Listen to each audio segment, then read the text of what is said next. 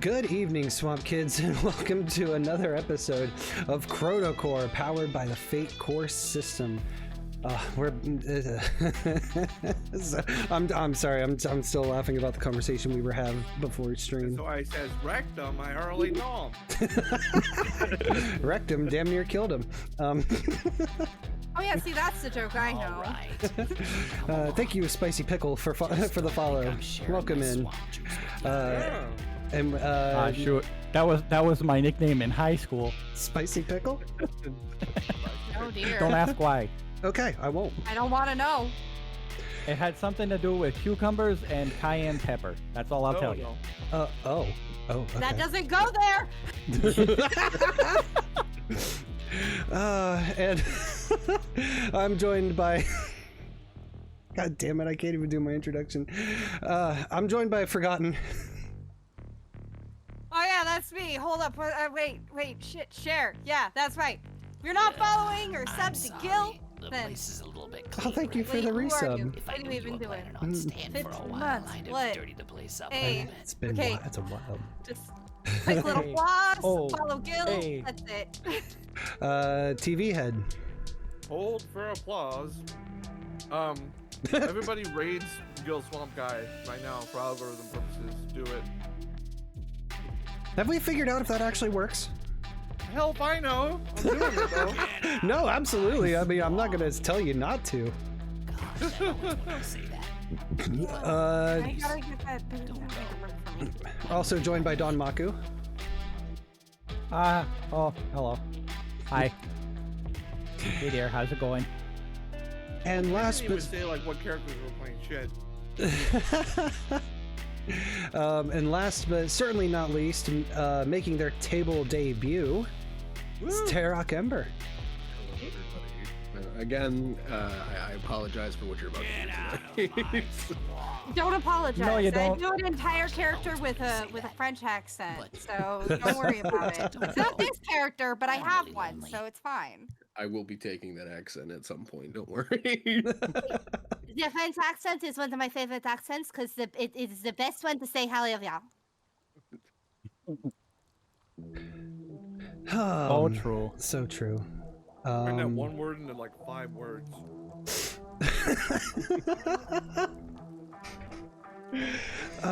We got a good one for you tonight.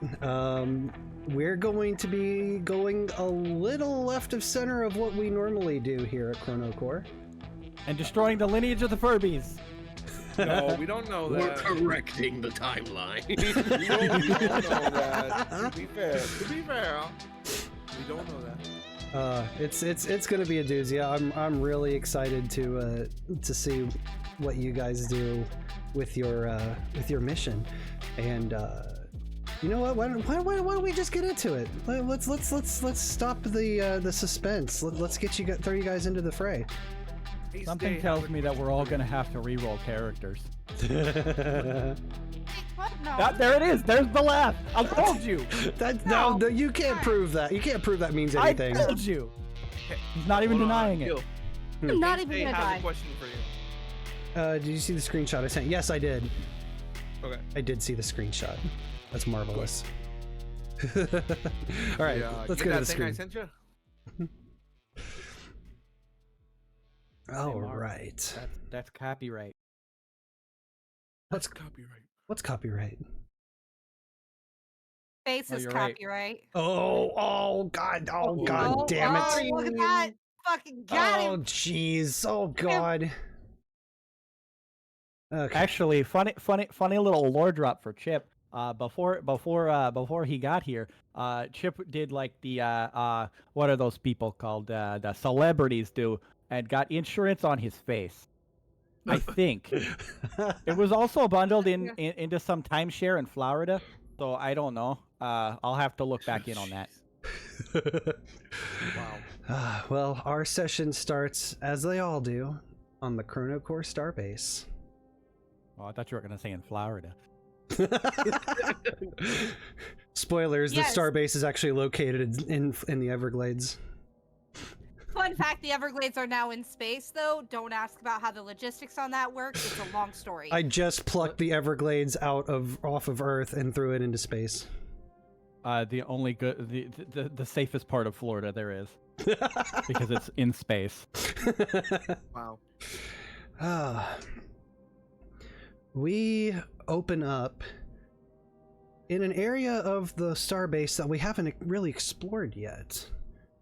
We go through the many winding halls and corridors of this space station, and we find ourselves to a set of velvety double doors.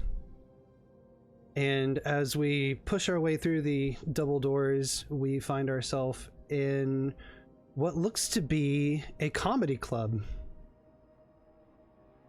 But there's no one here save for the lone figure who stands on stage and a very well-dressed man just off of stage.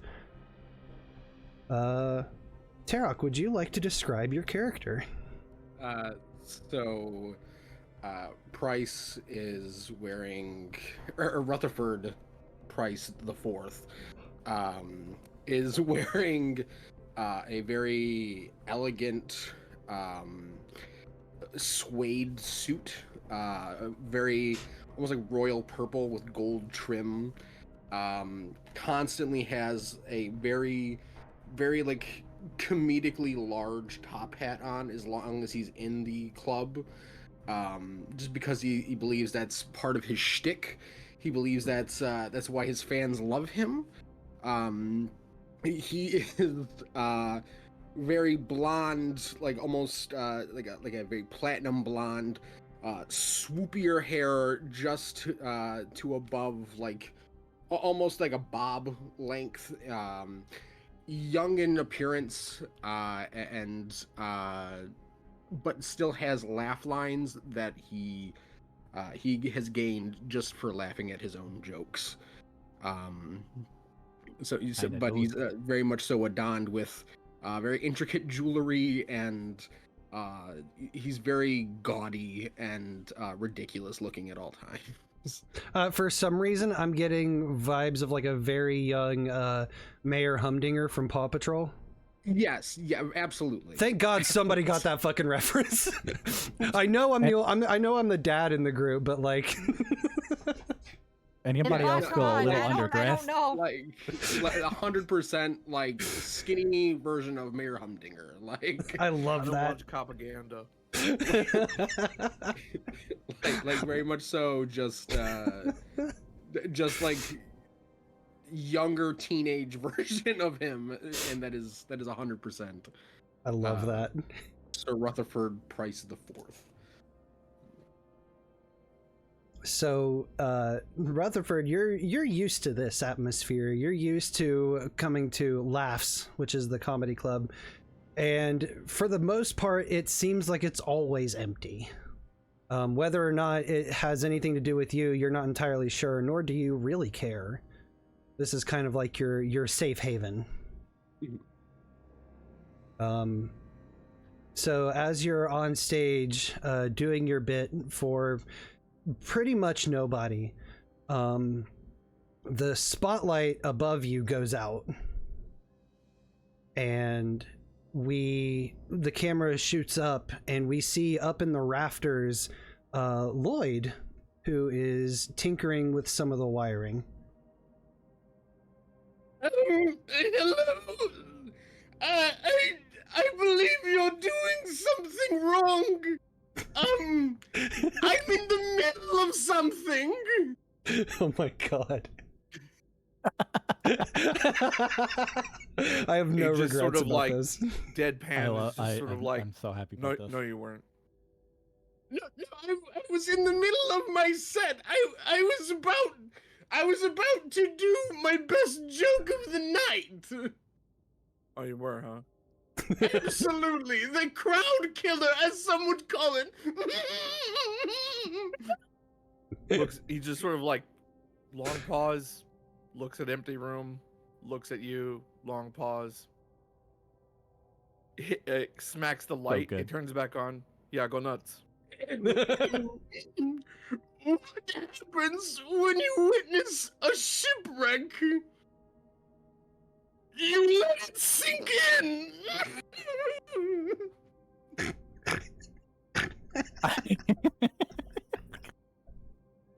All right, well I'm leaving. So he just no sells it. He just like kind of hops down from where he's at, kind of on his little harness, on hooks, picks up his tools. He starts to leave out of the building or this space. The only applause comes from the well-dressed man just off stage, who, Rutherford, you would know as your butler, Reginald. He walks onto the stage next to you, still clapping, like very slow clap, and he says, "Another well-timed joke, sir." Thank you, Reginald. Perhaps we should go to the speakeasy and celebrate another absolute sellout success. Oh, what a wonderful idea, Reginald. Let's go, please. I'm so excited. Now you're walking behind him as you're sort of like going in the same direction, and Lloyd is just like, "Did you have a stroke? Like, is there? Why do you talk like that?" What do you mean? I have no clue what you're talking about. He's just like befuddled and just keeps going. He's just like, okay. So the two of you, walking together yet alone, wind the corridors and eventually find your way to the Wild Speakeasy. Lloyd, you would see from after your last escapade through time that the cart that you escaped from ancient Rome in now hangs in the speakeasy with the words "When in Rome" painted on the side. Well, that's gaudy. Also, you see sitting at the bar one Chipp Watterson. I would like to point out Chipp would not be sitting; he would be jogging in place. Okay. All right. Gotta get that. You gotta can get the come calisthenics out, you know. Just don't think I'm sharing my swamp juice. Do your with ya. exercise. I guess I put my like pail or like my little box on the counter, and I look for the bartender. Wait, that's not. Wait, who owns the bar? Bruno does. Bruno does, right? Yeah. So Bruno is not here. Not at the moment. Well, then he just goes behind the bar and he helps himself.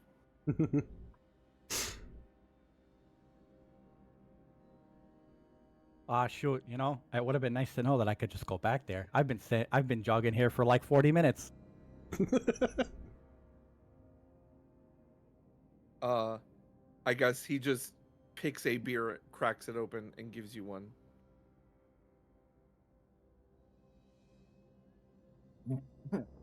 Excuse me. Shoot, thanks, friend. Hey, Chipp Watterson, pleasure to meet ya. Hold his hand out. He's not gonna be unkind. He's not gonna be rude. So I suppose, yeah, he kind of reaches out a hand. Lloyd, maintenance. Shoot, please tell me you're not the only one here. That's a big, it's a pretty big space station for you to be looking after all by yourself. He looks at you with a 1,000-yard stare behind eyes with just the most hugest, darkest circles on them. And then he drinks his beer. Like it's like the gross out close up of a Ren and Stimpy character of like just yeah, like Life is pain. yeah. He's just like the only guy who works here. You know, if you ever need any help, I've done a bit of tinkering in my day. I used to donate my time to to fixing lights at the Y. You know, that's the YMCA back home. How are your quantum physics?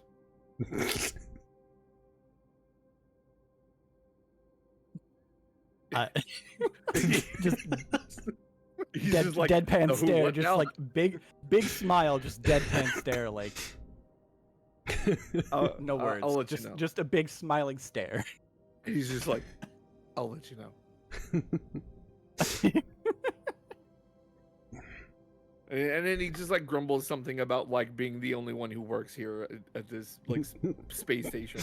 I'm not even supposed to be here today. It's my day off. Yeah, basically, he's like the only one who does any work around here.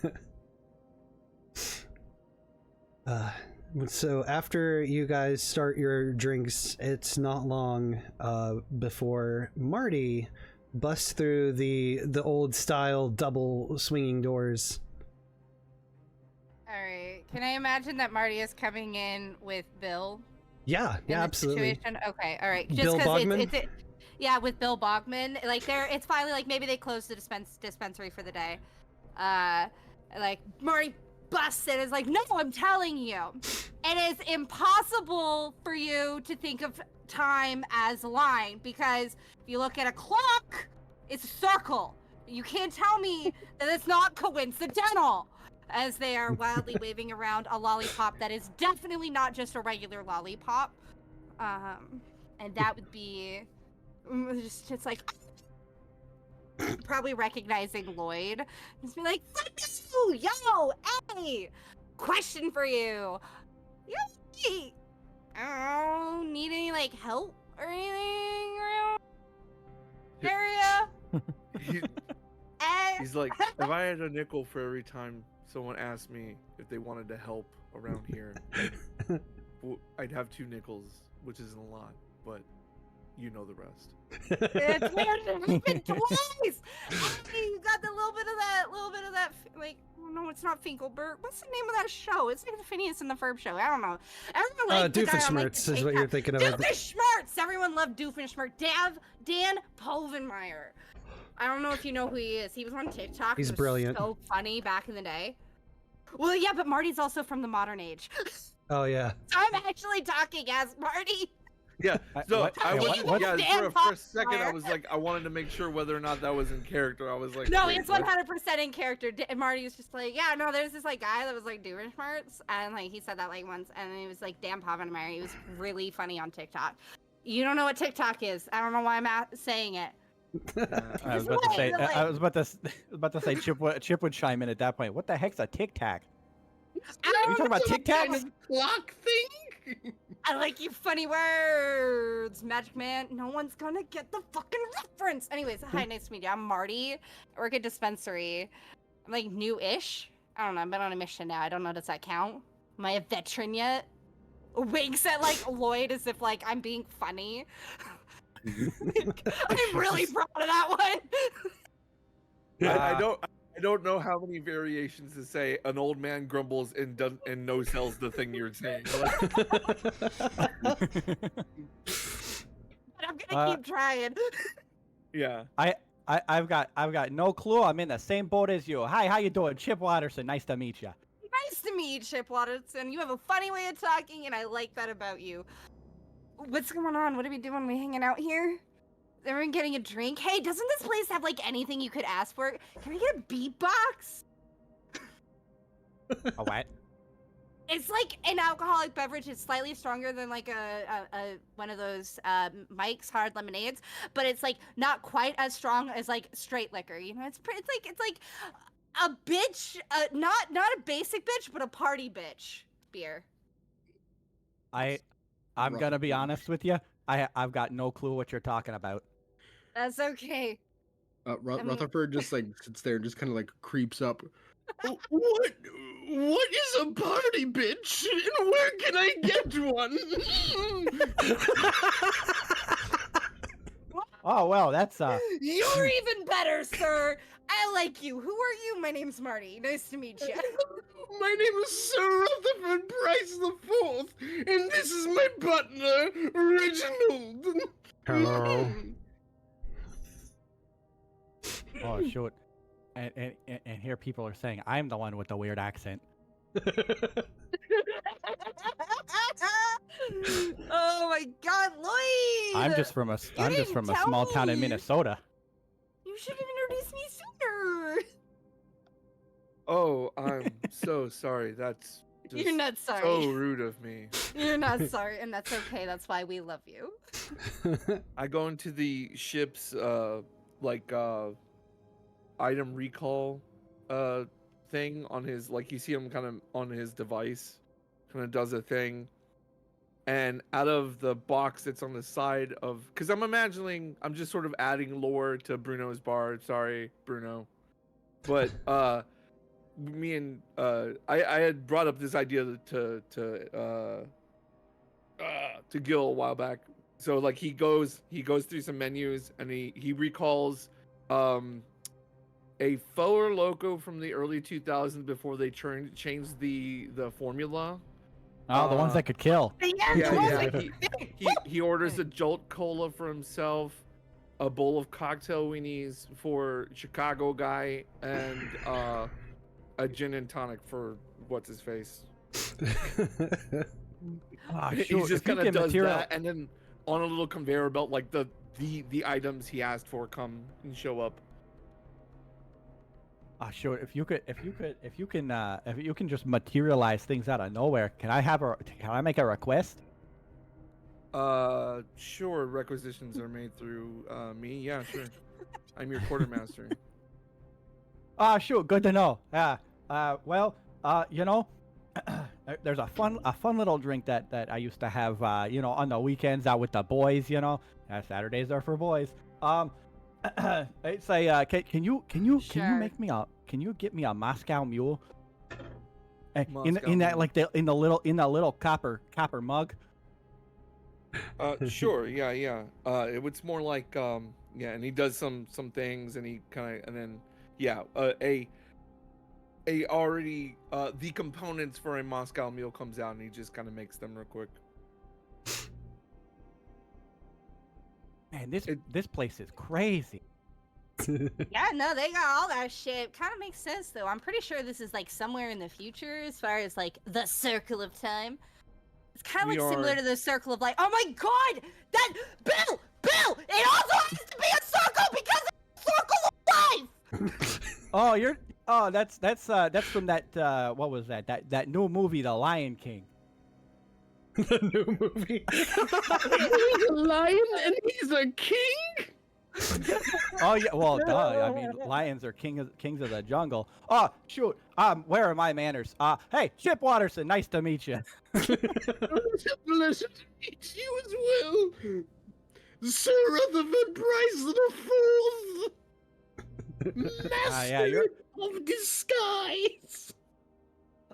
You sure are a funny guy, and he just takes a sip from his Moscow Mule. I'm going to be a master of disguise. I'm going to be a master, and no one's going to get the fucking reference again. God damn it. So to answer your question, you're not far off about time being a circle, but our location is outside of time. Which is why we're able to store things in the space that's outside of time indefinitely. We just recall them when we need them. So what you're saying is that time is a Venn diagram. I try not to think about it because it makes my brain hurt. That's why you gotta know quantum physics. Quantum physics. I don't think I took that class in high school. I took pre-cal. Is that close? You know what? Close enough. What's a high school? Oh man! All right, hold on. Such a fun place. Just for audience clarification, Lloyd, what time period are you from again? 3030. And Marty? Like modern age. And Chipp? Late 80s, early 90s. And Rutherford. Early 1800s. Oh, perfect. Yeah. Oh, this is great. This is a great matchup. All right, so Lloyd like is- Chipp and Marty would have some level of like understanding, which is why we both Yeah, know like what the Lion King is. reference. Okay, Yeah, that yeah, makes yeah. sense. But it's new for you. Got it. Right. Because I was Yeah. like, I thought you were 60s, but I didn't say no, no. anything. Okay, that makes sense why you said the new movie, because it was Yeah. new. It was. Lloyd is Um, just like constantly John Krasinski from The Officing at the camera, constantly. He's just like apparently he's just thinking right now. Apparently, a maniac is a maniac, no matter what time frame they're from. I'm just gonna be making like modern jokes as many as I can. Somebody said Chicago, and I was like, can I get Chicago rat hole in this one? I'm gonna figure out how I can do it. So as you guys are talking, and for some of you getting to know each other, you hear the alarm go off over the ChronoCorps PA system. Chip jumps. And Well, that was a sound. and Is that the alarm for a mission, or is that the alarm for something bad? that's the alarm for a mission. Oh, okay. I don't want to hear what, I this, guess what I the didn't alarm hear it is for last something time. bad. I didn't hear it over all the bass and dispensary last time. And then you hear a voice come over the intercom. Marty Magyver, Chipp Watterson, Rutherford Price IV, and Lloyd. Please report to the time chamber for a mission. Marty Magyver, Chipp Watterson, Rutherford Price IV, and Lloyd. Your Lloyd no name? That's so cool! Everyone's so cool here! Rutherford just immediately like starts getting like antsy and giddy and just kind of like shaking his hands as he's like stepping in place. He's just like, it's time! It's time! It's time! It's time! Does the whole meme. Wait. Lloyd does the whole meme of first time. Yes, the very first time off the station. Oh boy. Oh man. I don't think I'm ever gonna get used to that loud noise that plays when there's a mission. Spooks me good. Marty's gonna look over to Lloyd and just be like, I kinda hope we're not going back to like Rome or something. We might be fucked. I might be a moron, but just gonna kinda look over, be like, I might not be the most moron. He kind of just pats you on the back and says, don't worry, if you die, they won't pick you up, so. And just kind of goes. Wowie know what? wowie. I didn't expect any less from you. Internal thought process, like, I'm going to make that man my mentor. So, as the four of you begin making your way to the time chamber, you see a few familiar faces in the hallway. You guys pass Bruno, who gives you a friendly wave, sees you, Marty, and offers up a crisp high five. Oh yeah, we go like, what? Offers one similar to Lloyd and Chipp. Oh, yeah, he gives them the fist bumps. he like has his hand up and you do the fist bump and it's like hand turkey. Yeah. Turkey. Yeah. It's the awkward fist bump. Yeah. Shoot, I love crisp high fives. Gives him a high five. And just so he doesn't make you feel like you're left out, Rutherford, he offers a crisp high five to you as well. Just Rutherford seeing his teammates go, he just kind of like stares at his shaking palm, and he just like looks at the hand and then just gently places it. Which is probably a nice reprieve because I imagine Marty did the modern day, like, no, we went in as fast and hard as we could to make that like crisp with an extra at the end of it. It's like one of those like Top Gun high fives where it hits the top and then comes down below. That high with the five wall broke behind the it. sound barrier. The Quispy high fives. An extra. You continue on down the corridor and find yourself to the doors of the time chamber, and as you open it, Rutherford, for the first time you are greeted by this room full of these intricate computers and machinery with a circular kind of glass room towards the back. Rutherford's face right now is just in utter awe as he just kind of tries to process everything. It's very much so like that Squidward, like, huge. It's just so funny.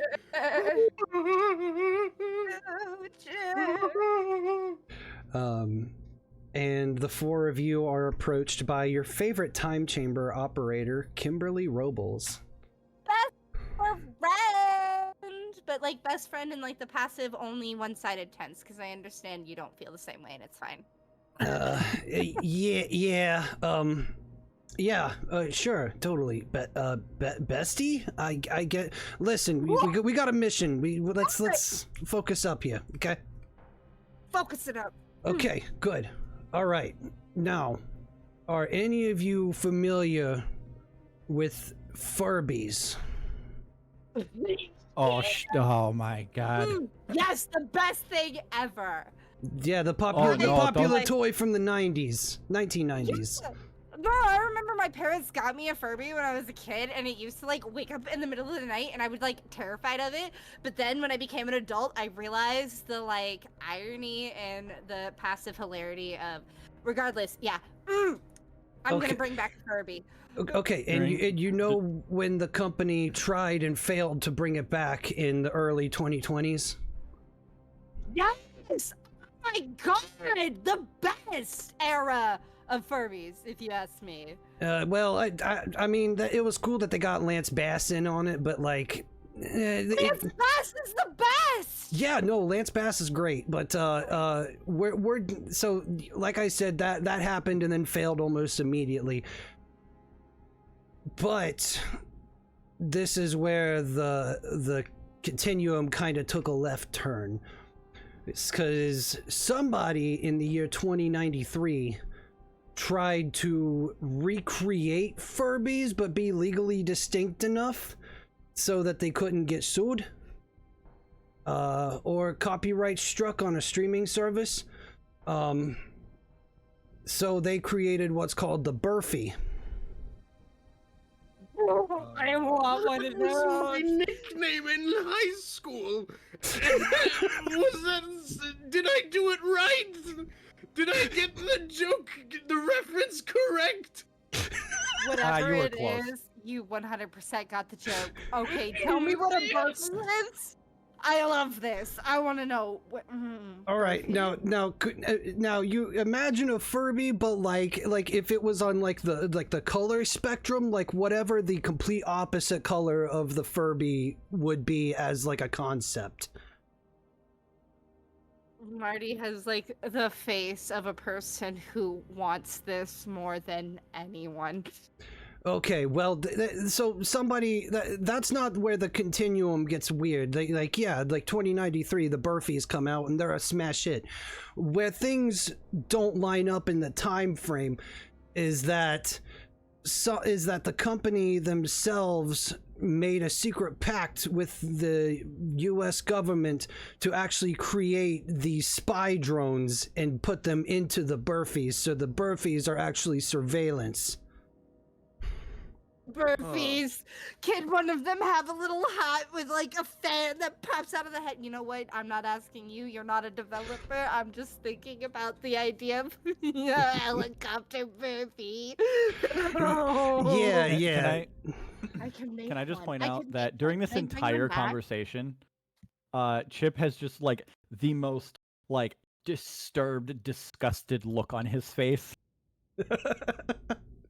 Yeah, I'm pretty Just at the confused. mention of not just at the mention of Furbies, but the fact that Furbies came back, and then someone made a Furby knockoff even further on in the future.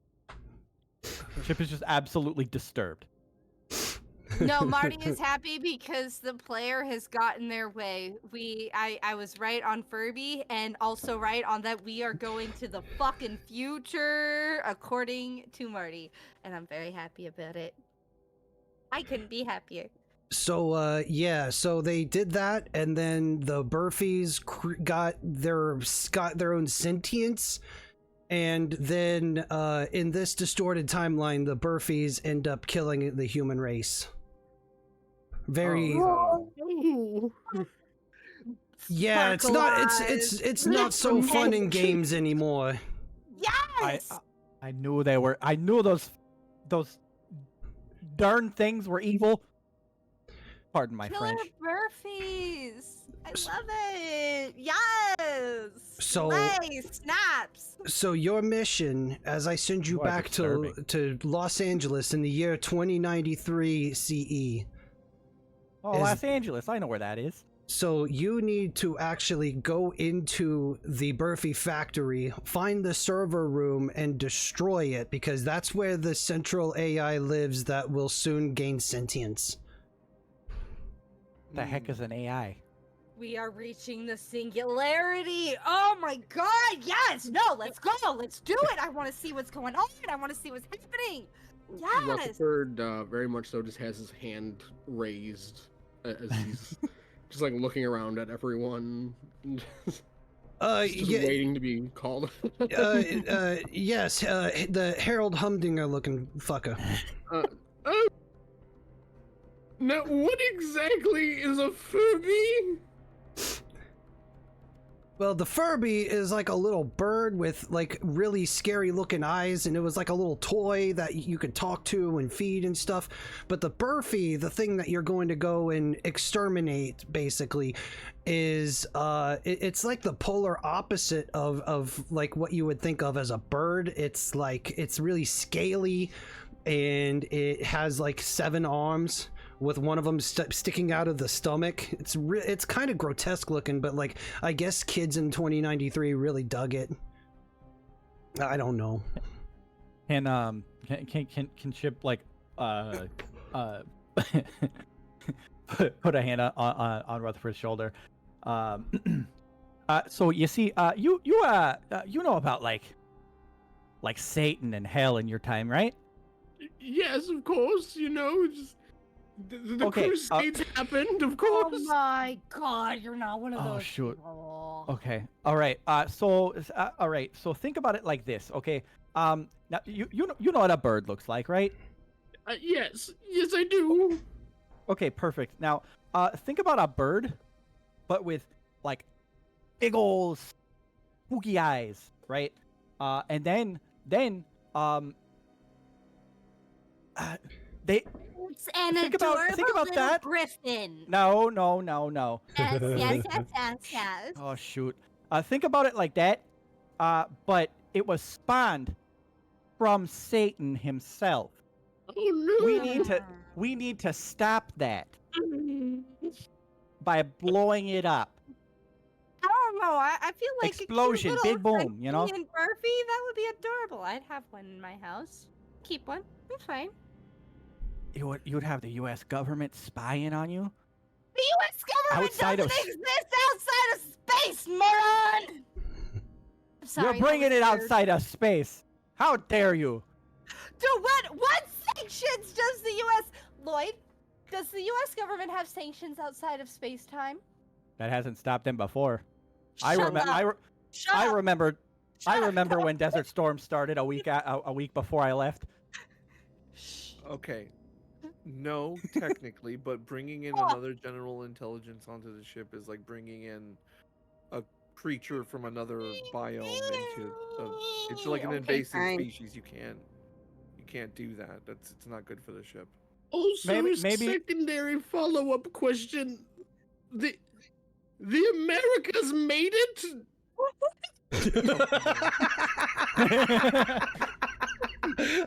Oh yeah. That's funny. Oh. Yeah, friendo. What if? Oh shit! I didn't pay enough attention in high school. What if I land Oh. to if I see or something? And Oh, yeah, like, that's it. Paul Revere was right. Kimberly kind of does the signature pinch the bridge of her nose. And she's like, look, we can wax philosophical about all of this later once you're back from the mission. I need you guys to get into the time chamber now. All right, fine. I won't bring home a Burfy, even though I want to. Make sure you have your pocket knives on you and anything other small items you need in your pockets. Oh yeah, don't no. worry. Is there like a little like, I don't know, time relevant get your shit together station before we hop into the time chamber? Yeah, I can take care of that. we realized that our last few crews have kind of just ran in unprepared, so we've kind of prepped a little area just off the side of this here wall that has some general goods that you can pick up and take with you.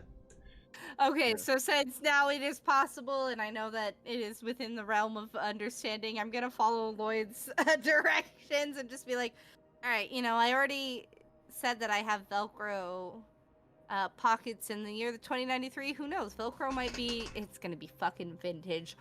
What? Anyways, grab my box cutter, whatever it is. Makes sense. Chip raises his hand. Yeah, Chip.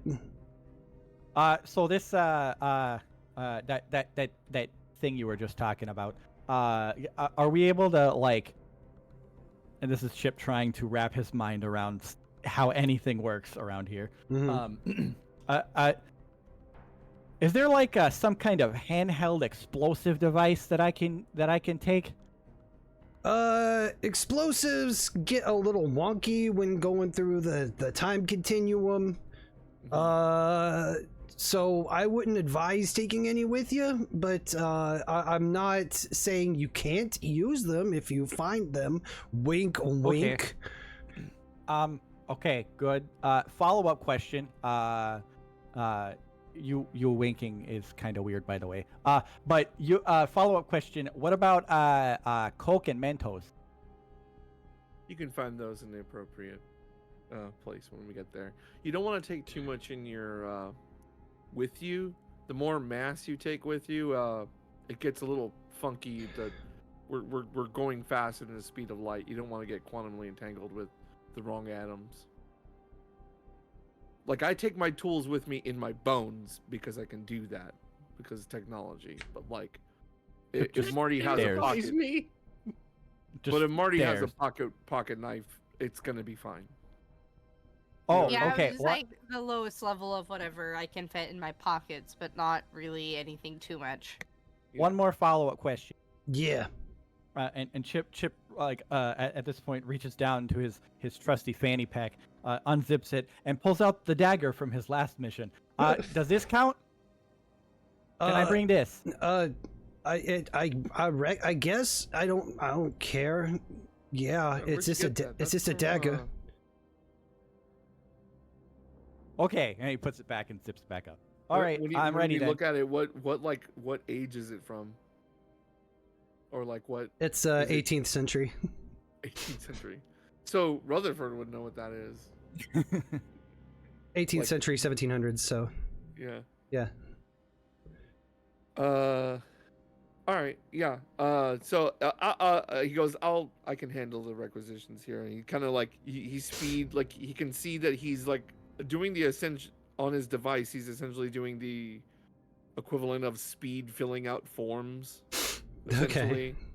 He requests those things that I did on the Rome mission. Mm-hmm. He gives each of y'all like basically a slap bracelet and an earpiece. The slap bracelet will change your clothes to period appropriate dress, so you don't have to have garments make you something. And then and then he kind of shows Rutherford how to put the thing in his ear, and now everybody talks like you do. Oh, thank God. No, do these things change? Can I use these to change clothes consistently? Yeah, you could kind of wear whatever you want, but right now it's to the mission, sure. Wonderful. So now when Lloyd says weird shit about like future stuff, it's reinterpreted in a way to where you kind of understand, or at least a passing understanding of the concept. All right. So you guys are all Oh, that's prepped and perfect. ready? Yes. All right. So the four of you begin walking to the time chamber. You pass through a glass door, which shuts behind you, and everybody except Rutherford is familiar with this scene already. But Rutherford, you're standing on this metal platform surrounded by glass walls, and you look up and you see this intricate entanglement of wires and machinery that all culminates to like a 1950s style ray gun that's pointed directly downwards at the four of you. You guys look through the glass and you see at one of the main computers, you see Kimberly give you guys the thumbs up. Oh, right before they pull the switch, Thumbs up. he hands a stick of gum to Rutherford. Says, "Chew this." Oh, okay. I'm not. Oh, yeah. Yeah, it's like juicy fruit gum from like the 80s. Like, That's delightful. Don't Yeah, you're don't gonna need swallow that. it. It'll mess up your insides. Oh no! And at that point, it's just for chewing. It's fine. It's fine. And at that point, the switch is thrown. You guys feel your atoms get smashed and stretched thin at the same time, and you are essentially shot through the cannon of time, through this wormhole. And after a couple minutes of free falling, or the sensation of free falling that you would get, you arrive in Los Angeles 2093.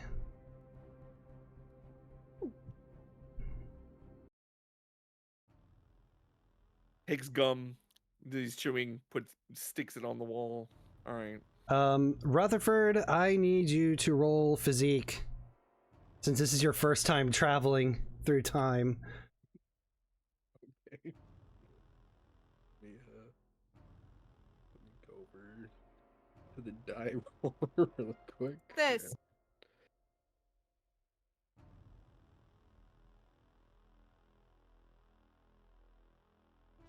Let me see. Do I have any actual physique? I don't think I do.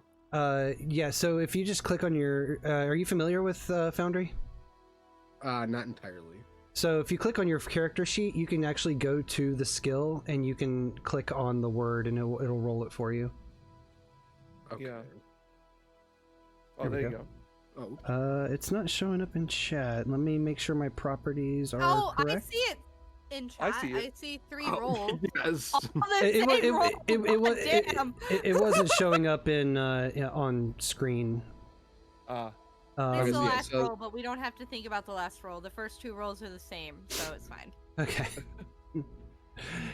So you got so we'll take the -2. Yeah, you. Wait, why are you taking the -2? Oh no, you got Sorry, a negative. I see. Yeah, I see 3 rolls. The first 2 rolls were -1, -1, -2.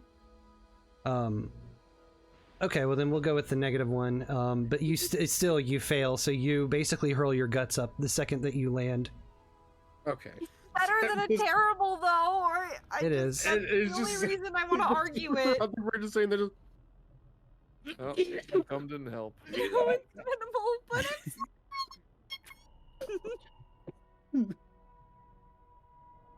Yeah, just breathe. You'll be fine. At least he doesn't have to worry about swallowing his gum. Nope, no, it's on the concrete. Yeah. All right, and you guys have been teleported to a field just outside of the city. Oh, okay, we're on a field. Yeah. Ah, shoot. LA's gotten pretty big, huh? I wouldn't know. I mean, I guess. yeah, I guess bigger. I wonder what the homeless situation is like right now. Probably worse. Oh yeah, definitely worse. This is America we're talking about. This is America. Oh no, no one's gonna get it again. God damn it! You know, that would make a catchy song, I'm sure. So you guys are standing in this small field just outside of the city. It's a cool, crisp night. What are your guys' first moves? I'll plug into the local, since we're in a modern time with modern infrastructure, I plug into the local like internet and, you know, kind of start looking up information about where we need to go. Yeah.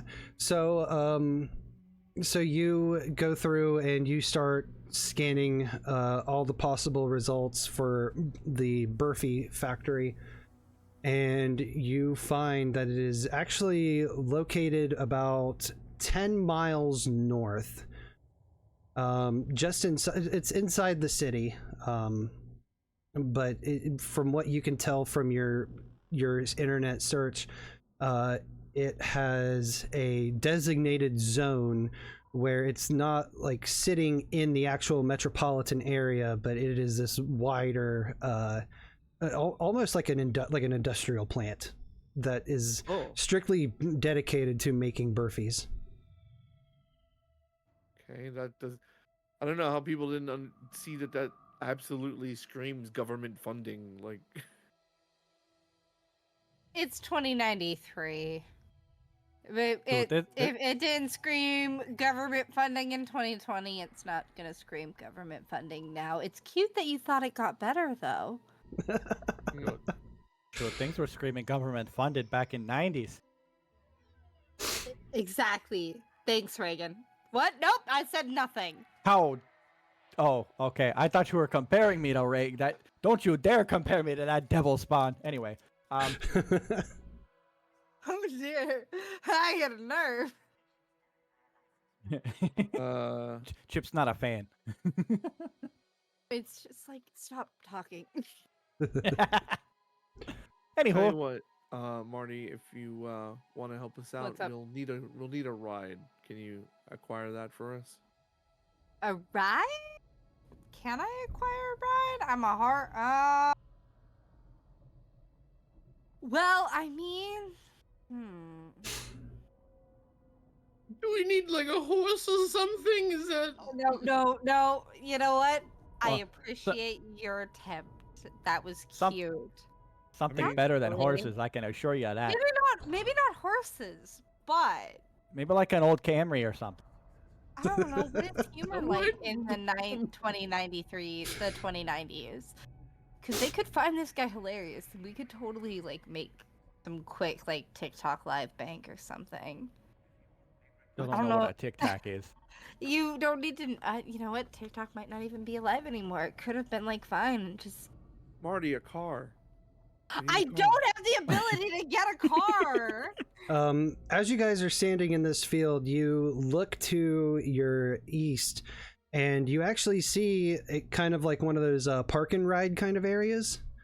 Like one of those like parking lots that are like just off of a highway or something. And you see a very strange vehicle. It looks old but futuristic at the same time. Very, very blocky in a kind of dull royal blue. Do we steal the car? The insignia on the grill of the car says Nokia. Do Oh my God. Do we steal the brick? Do we steal the brick car? Do we steal the The Nokia phone car? company's making cars? Yes, I mean they can make everything. And the world's run by like 6 companies. What do we expect anymore? Oh my God, can we drive that thing through a wall and damage the wall? Probably. Okay, I could- so who knows how to jerry rig a car? I've Can done a few I I've done a few in utilize my tools? day, but I don't. My abilities I don't think this is the same thing. Not hot wiring and stealing cars. All right. Can a car Because- from this age be hot wired? That was a DM question God. or Well, a question? oh, Just in I general. mean, you guys don't know. Yeah, I think yeah. I think the only one who would have an inkling would be Lloyd. Yeah, yeah. Then that was Because directed at I Lloyd. just wanted to, you said you wanted to learn stuff, so here I'll show you. Well, it was the leading question. I didn't pick up on the lead. I get it. I see what you're doing there. Okay. And he pulls up his device and he's like, he goes over, kind of looks up some things about it. He's like, okay, I think I got this. Yeah, I'll you roll- look up the car, and it is a Nokia 1337 sedan. Yeah. I'm sure he has a device in front of him. It doesn't always show what he's doing. He sort of waves in front of himself because he's got a UI that he's like messing with in ARG that you can't see. So like you mean he's- like 2037? Yeah, like 2030. So he's like, or no, he's from 3030. So he's messing with a user interface that you can't see because he's got his own thing. Anyway, doesn't matter. So I I was use... asking about the car age. Oh no, Oh, that's sorry. the name of the model. That's the 1337. Oh, okay. I see. It's a 2094. What would you say I use to break into the car? Could I use crafts to do that? Or Yeah, I would it say that be- you could use crafts to break into the car. Oh, Okay. you can use craft? God damn it. Yeah. Yeah. So that's a +3. That's good enough to break into a vehicle. So he shows you like he pulls out a little pry bar. He goes over here. There's a latch here, and he does that thing, and then he opens up the front trunk of it. He goes, "We have to, reboot the car's onboard Gosh, I've computer." always wanted to He say that. does that. He unplugs But it, plugs it back please, in, and then he's don't like, "Then we go. have to rip out the tracking." really and kind of lonely. just shoves his hand in the thing in the side of a panel and kind of rips out some wires, and he goes, "And that's how it's done." Thank you so much for the raid, Squabby. Appreciate it. And thank you, Shober, for the gifted sub. Hey, Welcome in, nice. Raiders. If you're new here, I'm Gil Swamp Guy, the suburban swamp creature dad that runs tabletop games. And tonight we're doing Fate's ChronoCorps. We're doing a ChronoCorps. It's ran by Fate. It's a And time traveling adventure. Shobra just gave me a sub. Thank you so much. Oh, God. Yeah, there you Much go. appreciated to you guys. Thank you for stopping by. And if you like tabletop content and just whatever else tickles my brain and causes me pain, drop a follow. I think that's a solid Gil's, sale line. Anyway. Gil's a very masochistic dungeon mister. Dungeon As Lloyd closes the front hood of the vehicle, looks over at Marty. He's like, "Did you get all that?" Gonna hopefully. Rutherford is just sitting there and just nodding as if he understood everything that was just said to him. I love that. I don't got a clue. I can. He looks at Rutherford. He's just. I can tell you're just a quick study. Get in the car. Oh, okay. Getting in the car. All right, so I have What you drive do is you too. open this door and then you sit in the seat. It's kind of like a carriage, but it drives itself, sort of. I can imagine him clapping his hands. Just. So the four of you pile into the Nokia 1337, and so the vehicle's still off. Yeah. I gotta do the thing with the and he goes to do the ignition, or Yeah. I guess it's not an ignition. He has to copy a fob and then push ignition. As you turn on, you hear the electric engines start whirring, and the display screen on the dashboard comes alive, and it shows the Nokia logo, and you hear the familiar do do do do do do do do do do do.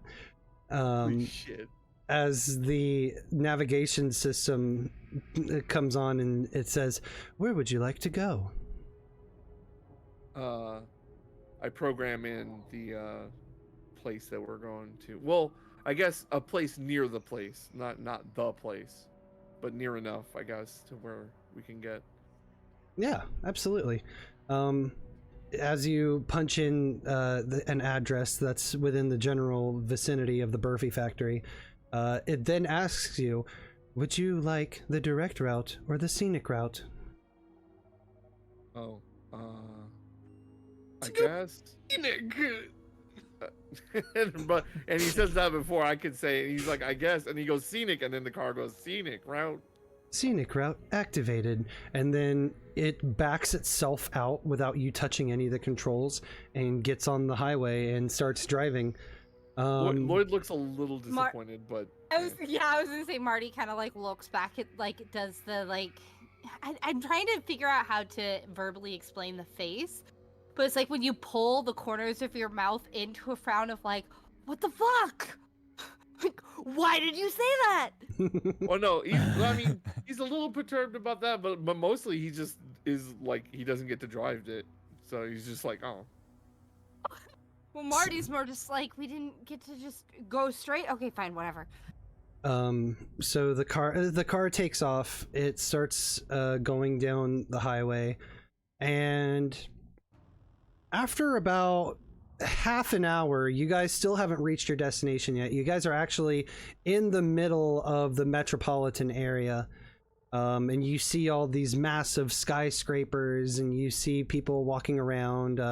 Some of them are actually pointing and laughing at your vehicle. And as you look at the navigation, it says that you still have another 2 hours of the scenic route before you reach your destination. How many hours did? Wait, what was that? It says we have 2 more hours of this. I don't think we can. Would you like some refreshments?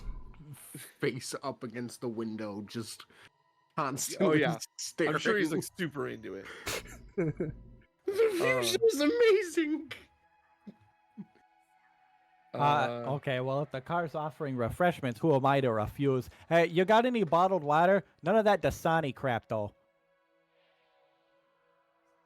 You see from your cup holder, like the floor of it drops out, and then up comes a glass bottle of water.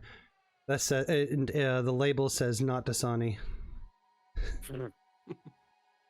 All right, I start trying to kind of mess with the panel to be like, this is nice, but we have to be where we need to be. Would you like to take the direct route? Alternate route. Switch to direct route? Yeah. He hits yes. Direct route activated, and then the Nokia just completely swerves, and you see that instead of the mini-map showing you taking different streets, it is a beeline. Oh. And you start it starts taking off at max speed, and you actually see the car crash through the corner of a storefront. Oh shit. And okay. it's speeding along pretty quickly, and not showing any signs of following any traffic laws. It's running other drivers off the road. A couple pedestrians jump out of the way. Like pretty well perturbed at this point. Like Lloyd is like, is there no in between? And manual control. Switching to manual control, and the car stops dead in the middle of a sidewalk. Just halts. Oh god, did anybody forget to put their seatbelts on? Rutherford had no fucking clue what a seatbelt was. Thinking about it now, Chipp is from the late 80s, early 90s, so that was like that was before that they forced everyone to wear seatbelts, so Chipp probably forgot to. Well, luckily y'all are probably in the back, so you just sort of like eat shit on the seats, basically. Yeah, Marty remembered the seatbelt. Modern time. What do we roll for that, Dungeon Mister? Roll physique. Hell yeah! All right, let's go. Too bad. Uh-oh. Mediocre. Uh-oh. Oh no. Okay. Chip's gonna learn his lesson.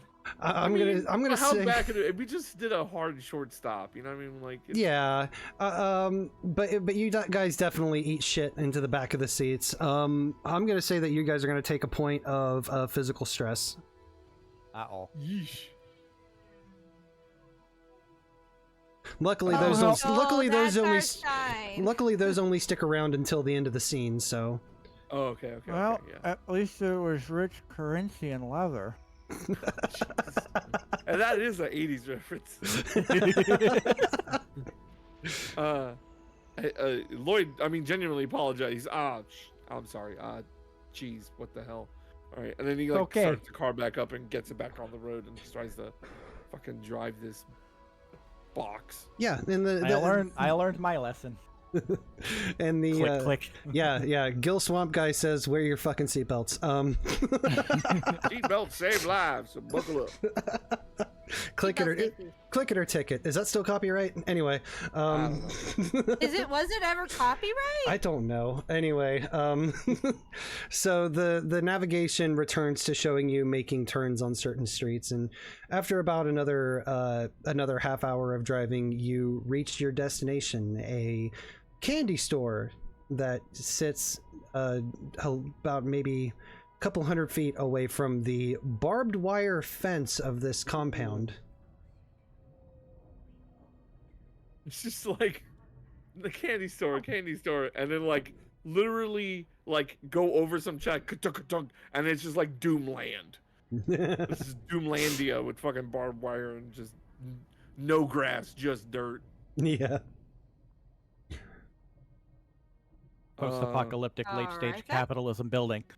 Yeah, basically brutalist architecture, box number 65. Yeah, and as you guys park the Nokia outside the candy store, you see the barbed wire fence that surrounds the property of the Burfy factory, and what you see is this very dull and drab rectangle of a building. There's no paint on it. It's all just like this very depressing gray color all around.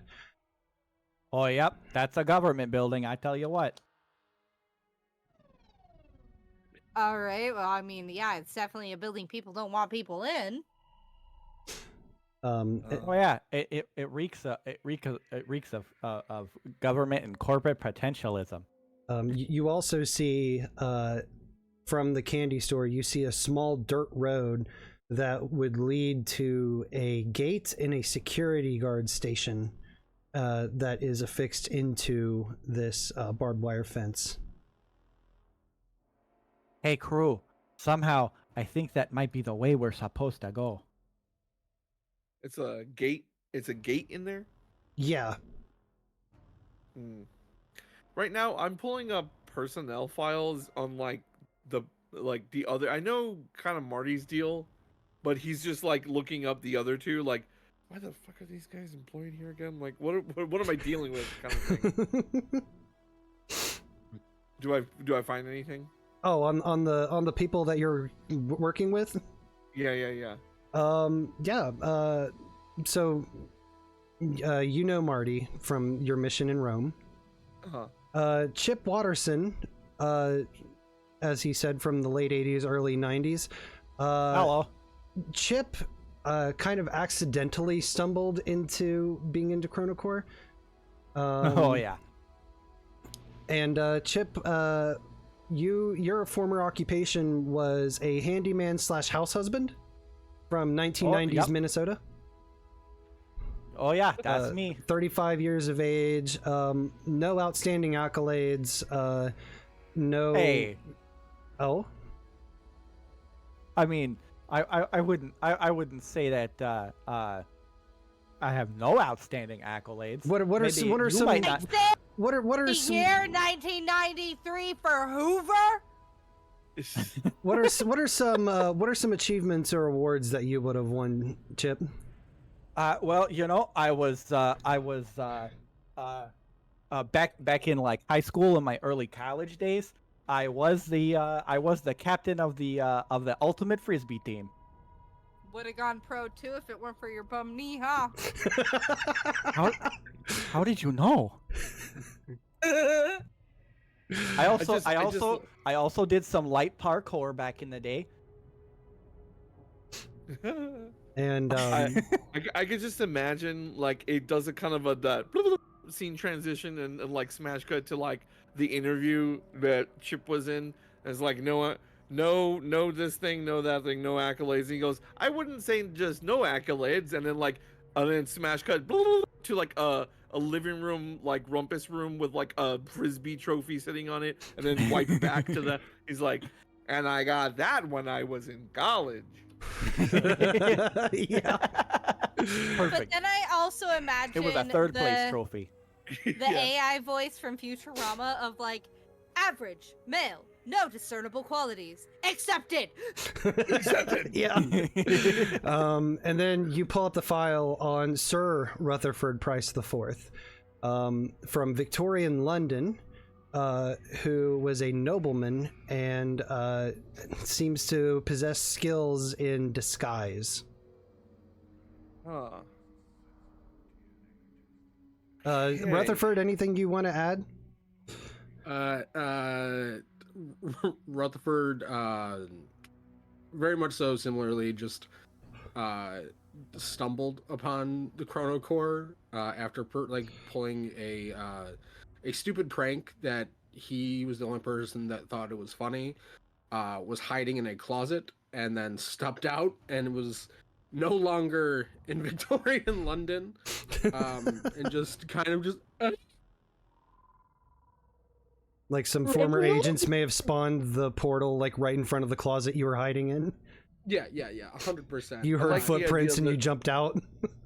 Like, like the Reginald idea and I that- were in the closet, and then we just were like, oh, surprise! And we were not in Kansas anymore, obviously. So Surprise, you're no longer in the closet.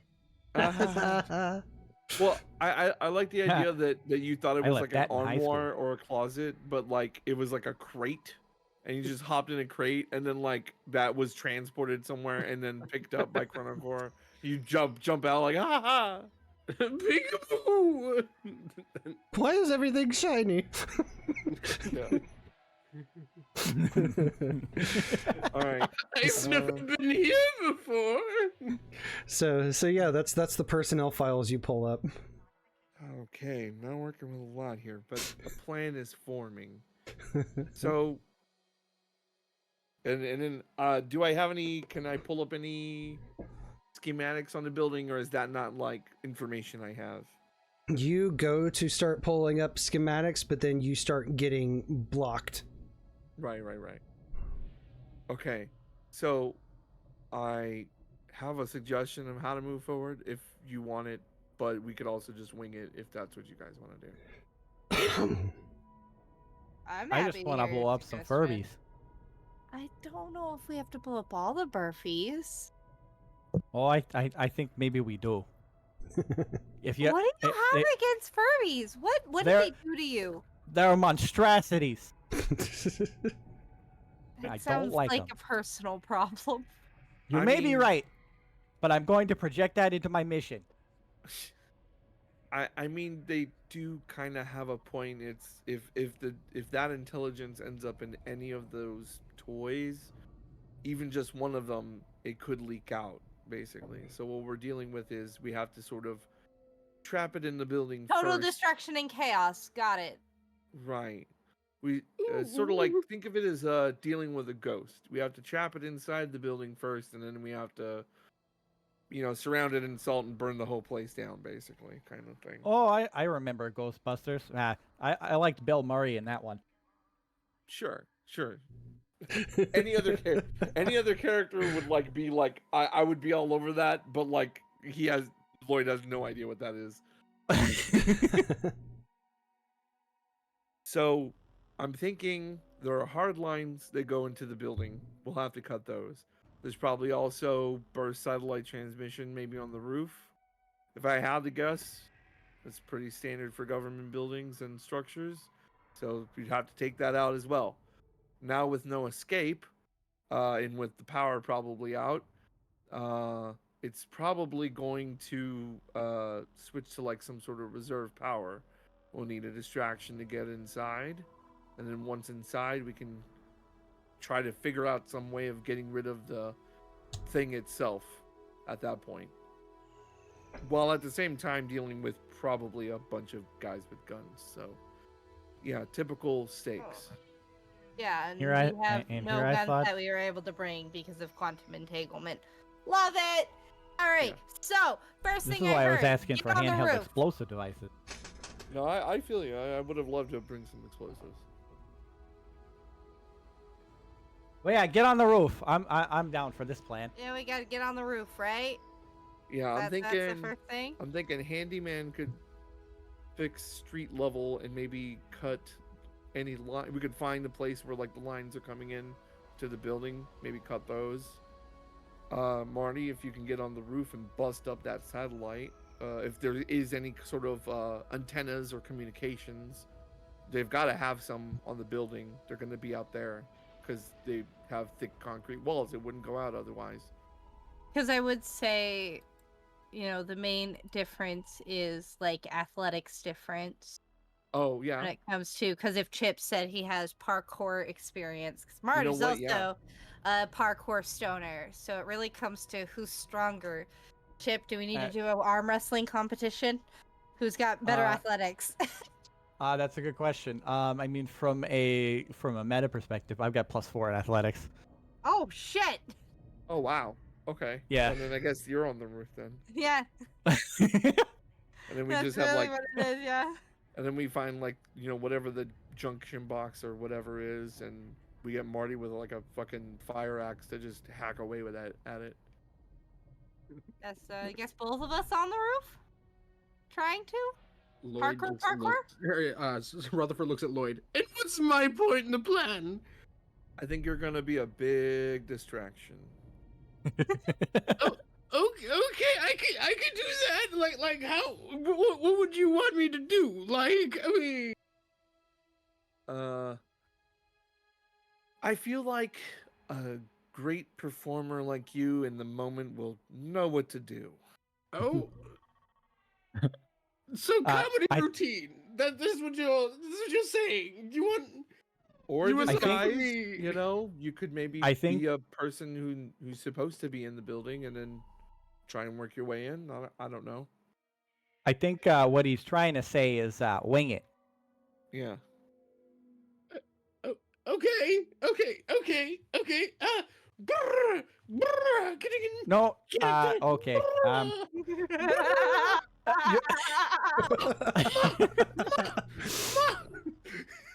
Okay. You know what? That's my bad. If he does using that in lingo front from of the my guards, time. I mean, they'll definitely be distracted. That's you got a point. Okay, yeah, do that. Just don't get shot. So, We're doing great, hon. so we have 3 main things. Get in the lines, physical lines going in, wireless transmission out, getting in the building, and then taking out the thing. That was 4 things. Well, we all have to work on the last one. Does anyone have anything bigger than a pocket knife, or do we have to try and just like destroy I've this got a dagger. transformer by hand? Let's It take does a look. have a dagger. I'll hop out of the car and take a look at what's around us. Is it just that candy store? Yeah, so it's that candy store, and then just a little bit down the street from that candy store is that dirt road that would lead directly to that gate and that guard station, and then everything from on either side of those is like a 12-foot tall barbed wire fence. Oh, you know what? Here, let me pose a question to the group here real quick. Okay, so this actually thinking about it now, this probably only applies to Marty, but so you know how like gas stations, right? They have like sometimes the person in behind the counter will have like a shotgun for like self-defense if somebody tries to rob the place. Yeah. Would a candy store in 2090 whatever maybe have that same mentality? Potentially, Like- but also I just kind of realized something. If Uh-huh. I was gonna, I mean, I have a suspicion, and so like can I try and I guess I don't know how it would be, but like how you would have it, but essentially sniff this building's security to see.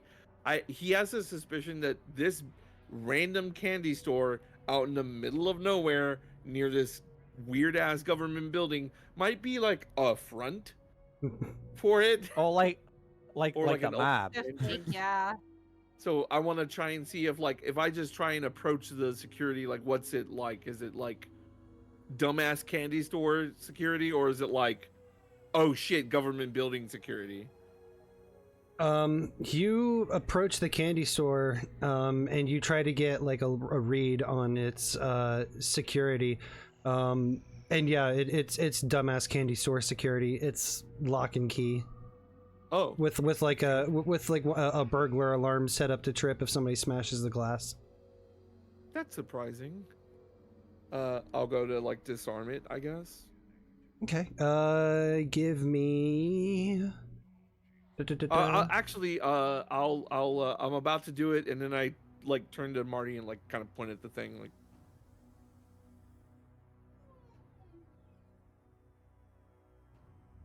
Marty. All right. Doing the thing. Doing the thing. Yeah, step up to bat. Just do the thing. Just. You got this. just- We believe in you. I think breaking a security Yeah. system. I think. Crafts. Sorry, what was that? Crafts. Oh yeah, I guess. Yeah, Burglary. crafts or I was thinking more burglary. Or burglary. Oh well. Like, all right. Nope. You guys do have fate points. Yeah, I was gonna say you have fate points. Reflecting three. whatever your refresh rate is. They would have refreshed from whenever your last. Thing Yeah, was. yeah. So I should have 3 again. Yes. Yeah. Okay, never mind then. So if I just spend one, that would at least get me to regular, right? You could. Can't you spend a reroll? Yep. Or no? You sure can. Oh, I spend a reroll. Okay. Yeah. Well, I guess. Did I'm so sorry. But did you say either or? I was burglary? leaning more towards burglary. I Okay. guess it really depends on how you're doing it. If you're doing it through like your electronic stuff, then I would probably lean more towards crafts. But if you're trying to straight up like lockpick or cut the glass in a way that doesn't trigger the security system, then that would be burglary. Yeah, I was gonna say we should disarm the burglary system by electronically like cutting it out, like going Oh. to the thing and like fucking with it. So spend the fate point and roll crafts instead. Then? Yeah, you can do that if you'd like. I wasn't clear Since on I the rolling. already rolled burglary by accident, suspend the point and just change the roll. Yeah, since I wasn't clear Okay. on that. That's my bad. Okay, all right. I mean, Average, because I rolled like shit again, but it's fine. yeah, I mean it's still a +1. It worked. So you start tinkering with some electronics on your end, and you see the small little flashing red light just kind of stop. There you go. We did it! We did it! We broke into the space. That's kind of like Dora the Explorer. No? Okay. Wait, is that the right time frame? Sure. I don't know. think When so. did Dora the Explorer premiere? I think that was 2000s. Oh! I'm pretty sure. Oh yeah, it's 2000. Never mind. All right, nix that. I didn't say that. Retcon live, Myrna. Rewind. All right. So the burglary system is disabled. While that's going on, can I actually? Chip wanted to check a thing real quick. Okay. What's Chip so checking? Chip, noting that the car asked them if they wanted anything, as far as like drinks and whatnot. Chip just kind of like leans back into the car and like kind of says, "Hey, car, can you get me something?" What can I get for you? Okay, so it's kind of specific. So can you get me an M33 frag grenade? Error. This card does not carry armaments. Damn. Okay, well, I thought I'd try. Thank you. Just walk You're back over welcome. to everybody else. So what we doing? Oh, I'll like at this point kick in the door to like the back of the place. Give me. Breaking and entering. Yeah, give me. Give me athletics. I'm not super great at athletics. I have fight, but like no. Oh, if this doesn't work, let me try. Okay. It does not. Yeah, he tries ramming his shoulder in the door, and he's like, nope, I winged it. Don't worry. Your good buddy Chip's got this for you. All right, Chip give it a walks up. shot, Chip. Stands in front of the door, starts doing stretches. Yeah, what you gotta do is you gotta limber up. You know, yeah, exactly. You don't want to pull a muscle when you're trying to break and enter. You know. All right, here we go. A firm plant of the foot into the door. Super fucking purr. Oh my god, yeah, Chip, you destroy that door. Yeah, no shit. Splinters it right off the hinges. Oh shoot. I guess I don't know my own strength. Sorry about that. No, you did Oops. great. I'm sure there's not going to be a whole lot we can use in the candy store, but well, it's worth looking. See anything nearby. I looked to see if maybe they have like a fire hose and like one of those boxes that has like a fire hose and then maybe like a fire axe next to it. There is no such thing in the candy store. Okay. It is literally your run of the mill candy store, and there's like some like novelty like toys and shit. Chip wants to go behind the counter and check for any sort of armaments. Anything that looks like it could be a weapon. There's no guns to kind of put a damper in your shotgun theory. But there is an aluminum baseball bat. Oh, hey! Chip grabs it and holds it up. Hey, check it out! Look, I'm back in my high school days. And he like he sits there and like does a couple swings in the air. Rutherford, what are you doing at this moment? I'm sitting by the car, just talking to it. Just so, do you like being a vehicle? I was created to serve and to drive. Okay. What can you tell me about Burfies? Searching for Burfies.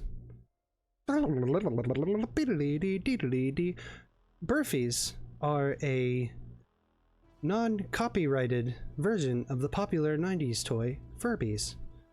Burfies are reptilian in appearance and possess 7 limbs, 3 on each side and 1 coming out of its, quote, belly. They're toys that are made to interact with children by talking, teaching languages, and asking for food at inopportune times. Yes, very much like a regular child. Wow. Now, who owns the Burfie Company? The Burfie Company is owned by redacted information. Oh. Interesting. There's no CEO or higher up. The CEO of the Burfie Company is John Krawalawal. Okay. Sorry. What does John Krawalawal look like? Pulling up Does he image look like a results. bitch? Is John Krawalawal a party bitch? Pulling up image results for John Krawalawal. And the image that it pulls up on the dashboard screen is you'd put this guy probably around late teens, early 20s. He has long silver hair that goes down to his butt. Very thin and lanky in nature. and he has like very barely any kind of kind of like patchy stubble. Okay. Yes. Good to know. Good show.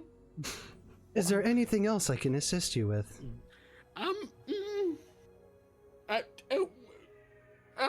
What can you tell me about the United States of America? How did they survive? The United States of America gained their independence in the year 1776. And then it just starts telling you like all this U.S. history. Yeah. It's just like as we cut back to everybody in the candy store. wow, they got I guess, they got chocolate covered pork rinds here. That's kind of amazing. Is there anything like better or as good as the bat, or is the bat the best thing that can be found? The bat's the best thing that can be found. Anything else? Do they got any futuristic M&Ms?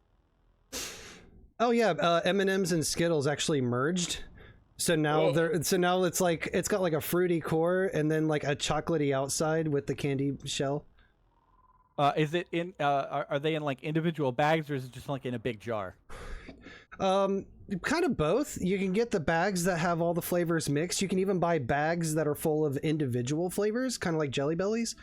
And then they do serve them by the scoop from a large jar. Okay. Chipp takes the bat to the jar. Oh no! Okay, yeah. I mean, I'm not gonna make you roll anything. That's easy enough. So the jar. This is almost as horrifying as Furbies. So the disgusting. The jar of Skim and M's just shatters. Fuck, that's actually really good. The Skim and M's just cascade off the counter and onto the floor. It's almost as disturbing as the real thing that has happened, where Skittles have copied M&M's minis, but they call them Skittles Littles. I don't like that. I hate it. Better, and I love them. This is my first time hearing this, actually. I say squeezing my empty Skittles Littles bottle that I have at my desk because they're so good. No, they're so good. Don't ask me what fine. it is. Neurodivergent brain, tiny is better. It's fine, because the same logic applies to M&M's minis. I completely understand and agree with you. They use different chocolate or something. I don't know. Different flavor, different formula, whatever the case. It's it's the naming conventions. Why did they have to choose Littles of all things? Littles. I love it. Anyway. Because they couldn't get the copyright on Skittles Smo with an SMOL. Skittles That would have been Smol. better. Skim and M's. So yeah, is there anything else in particular you guys are looking for in this candy store? I guess we're not gonna find anything we need in here. I was hoping there was a secret elevator to an underground emergency exit to the fucking giant place, because I was just like, random candy store in the middle of nothing and industrial. Like, that's gotta be a front, and he was just wrong. So dead end. Why can't a candy store just exist? Because it's just weird.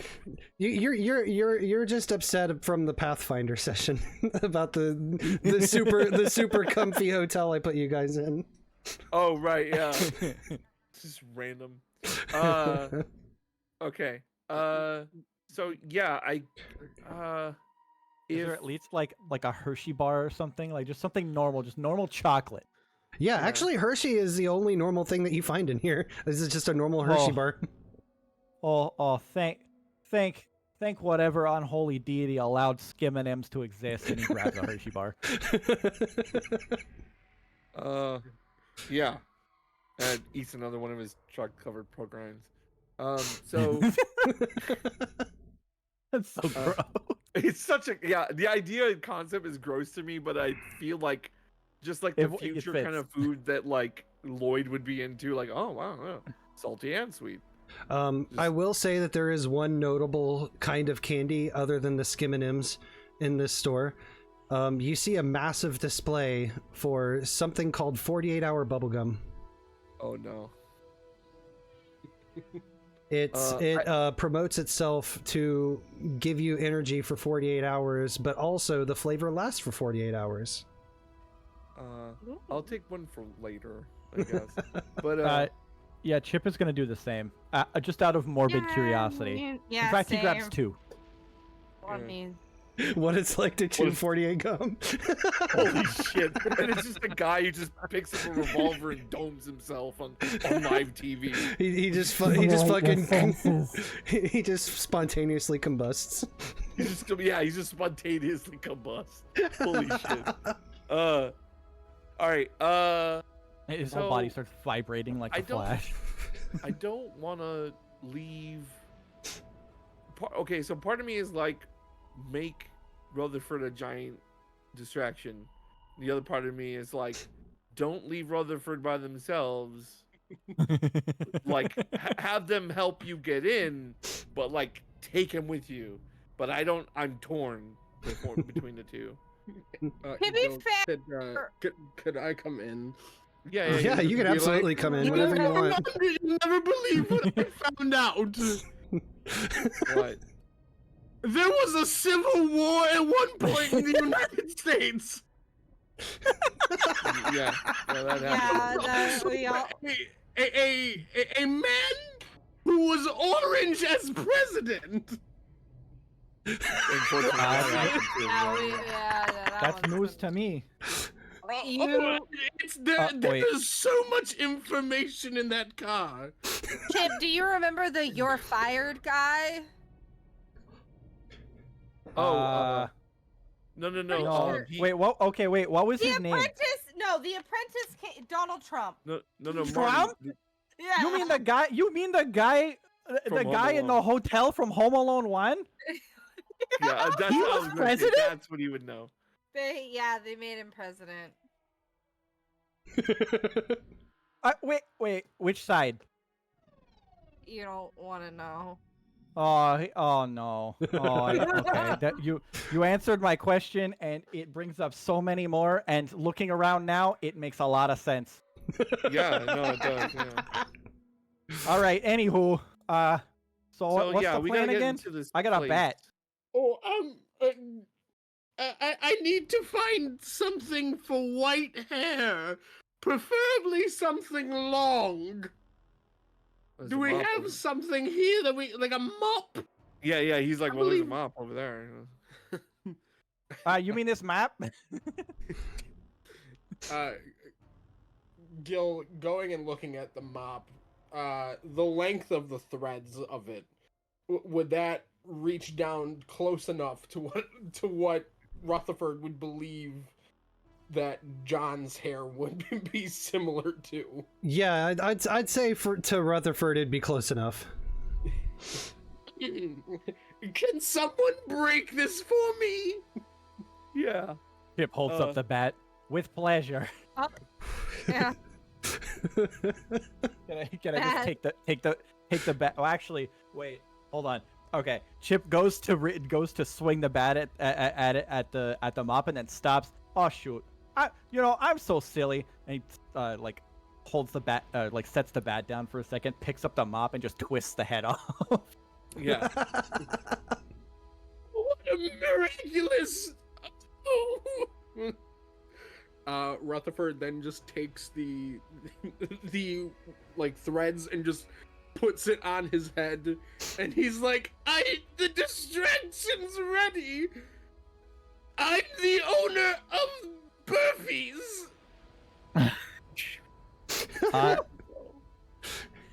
You know, Like love out of it. character, fucking awesome.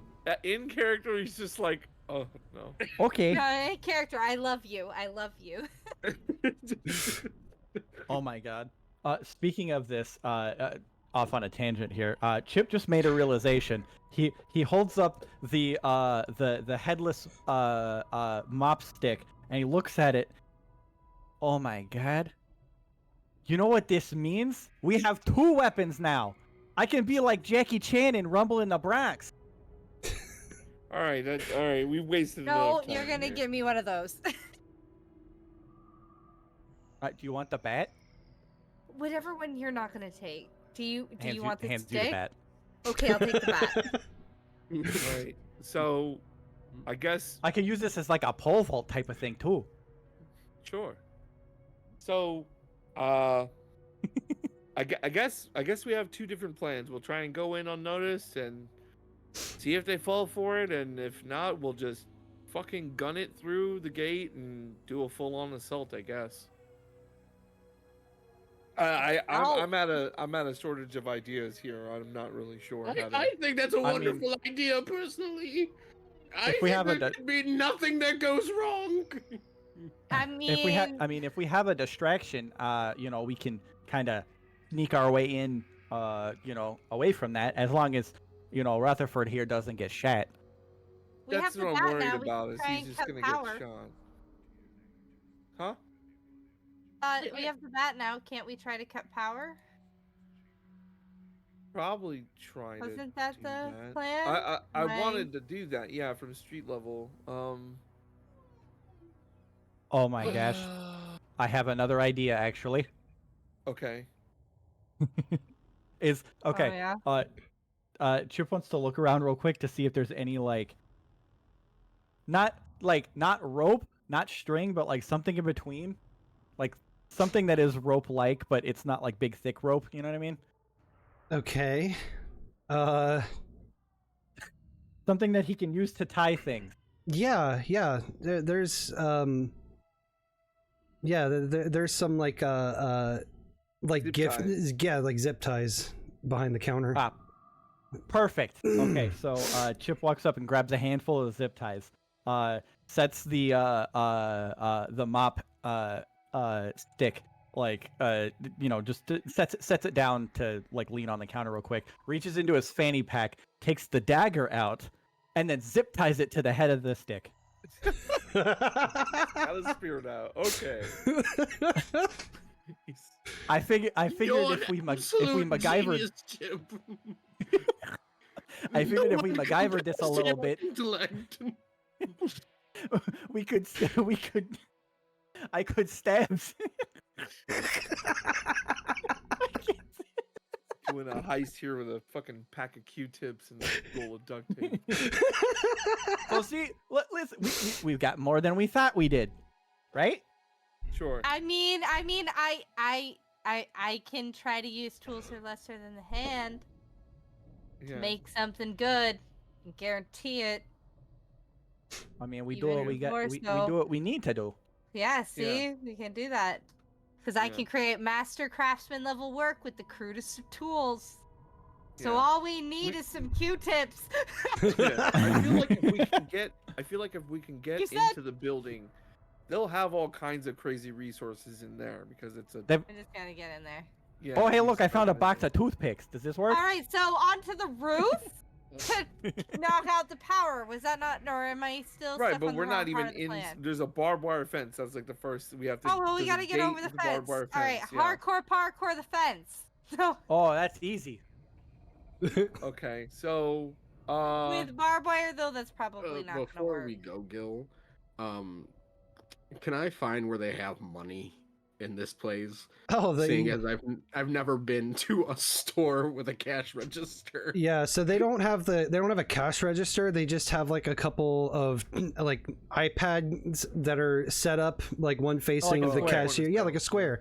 And the actual cash drawer is kept built into the shopkeeper's side of the desk. So this is like completely new to you. Yes, I was just saying that. Just can someone get me money? Can we Then, hit it with the bat? Well, I was gonna say, can Chip use his MacGyvered spear to like pop it open, like stick the head of the dagger in and just kind of I mean, I don't see why not. That's going to be a burglary roll. You confident in that? I got a +1. well, Jesus I got it. Christ! Chip, So I'm no! What? Don't worry about it. Okay. All right. If you want to try jimmying it, go for it. Roll burglary. Yeah, sure. Okay. Oh boy. Oh wow. Okay. Wow.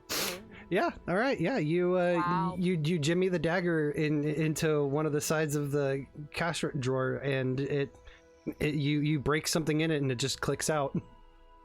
There you go, bud. What you did again, Chip? What? Oh, well, I mean, a little bit of everything. I was a bit of a handyman. Did a little bit of work fixing lights and stuff at the Y. That's the YMCA. And you know, it's just a bit of a house husband. Why do you ask? Don't worry about it. Curious. Okay. Don't worry, I don't have some kind of dark past. I can assure you of that. Now that I think about it, me mentioning that probably makes that seem more suspicious. I apologize. Suspicious. So. Okay, I'm like. All right. So, what would be the better way to go in, through the gate in the car, or like just trying to bypass the fence? Just by the way, Gil, how much money did we get off of that? $237.12. And I use one of my stunts as the trust fund baby to double it. Okay. What? Yeah, yeah, that's right. Let's talk about Rutherford's stunts here. Trust fund baby. Twice per session, you may take a boost representing a windfall or influx of cash. So you find a lot more cash. Yeah, you find twice as much cash. I just start like shoving it in my pockets because I don't have any like wallet or anything, and I'm just like, this is what billionaires do nowadays, right? This is how the rich people are. Oh, that's really Yeah, that's really on the nose there. You're absolutely right. Hey, did you need some help carrying that? I got the. You see, I've got this fanny pack here. Oh, you know what? Just start like I give Chip a fat wad of cash, like giving him about I would say about $150, and just being like, there you go. Okay, just in case don't you worry. need something. Okay, I was just gonna hold on to it for you, but yeah, sure, okay. I mean, do what you want, but you know. We're robbing a candy store. Lloyd, what were you saying? He's just gonna look it. Oh yeah, no, he's just like, focus up. Should we try and go through the gate, or should we try and bypass the gate? That's like the first thing. I'm sure there's gonna be all kinds of cameras there. Okay, so I believe I can get us in. Yeah, I mean, I'm willing to trust it. It's gonna be a little weird why whoever their CAO is coming in a shitbox car, but if they can weave some sort of excuse and make it work, I mean, it might be a good low-profile way of getting in. We're the repair company.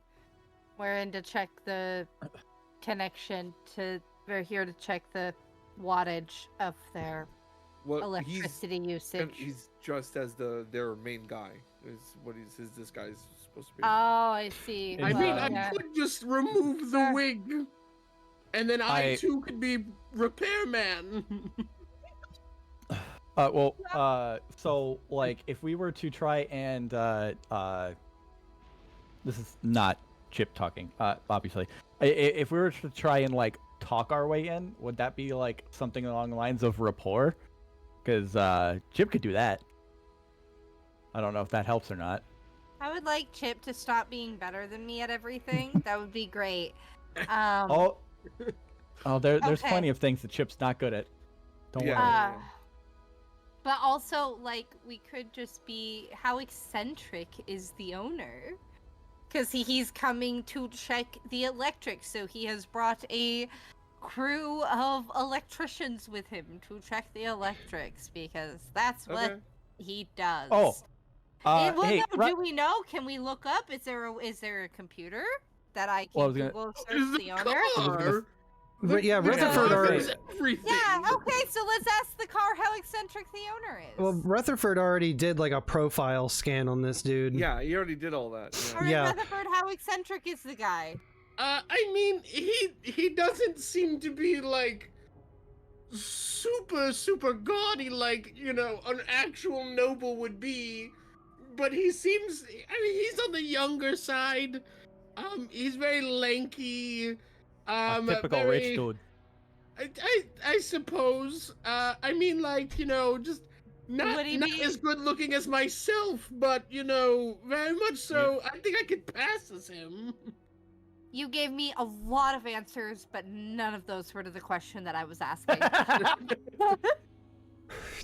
So You would have seen on the little about this guy that he is quite eccentric, and he tends to spend his money very willy-nilly and on questionable things and vast amounts of questionable things. So they probably wouldn't think twice if he walked up with an entourage of generally, if we weirdos. just drive up in the car, like, I Alright. could just be like, All right, good enough. We give it a Yep. shot, and then Yep, if plan it number goes one. sideways, we fight our way in. Plan A, Rutherford plan carrying B, plus this fight. team. yeah, Well, that's I right. clocked it coming from a minute as soon as they were talking to the television, so I was like, or to the car. Yeah, that's why I was like, I don't think we want to parkour in. Good. Okay, let's go. All All we're right. going. All right, so the four of you pile back into the Nokia.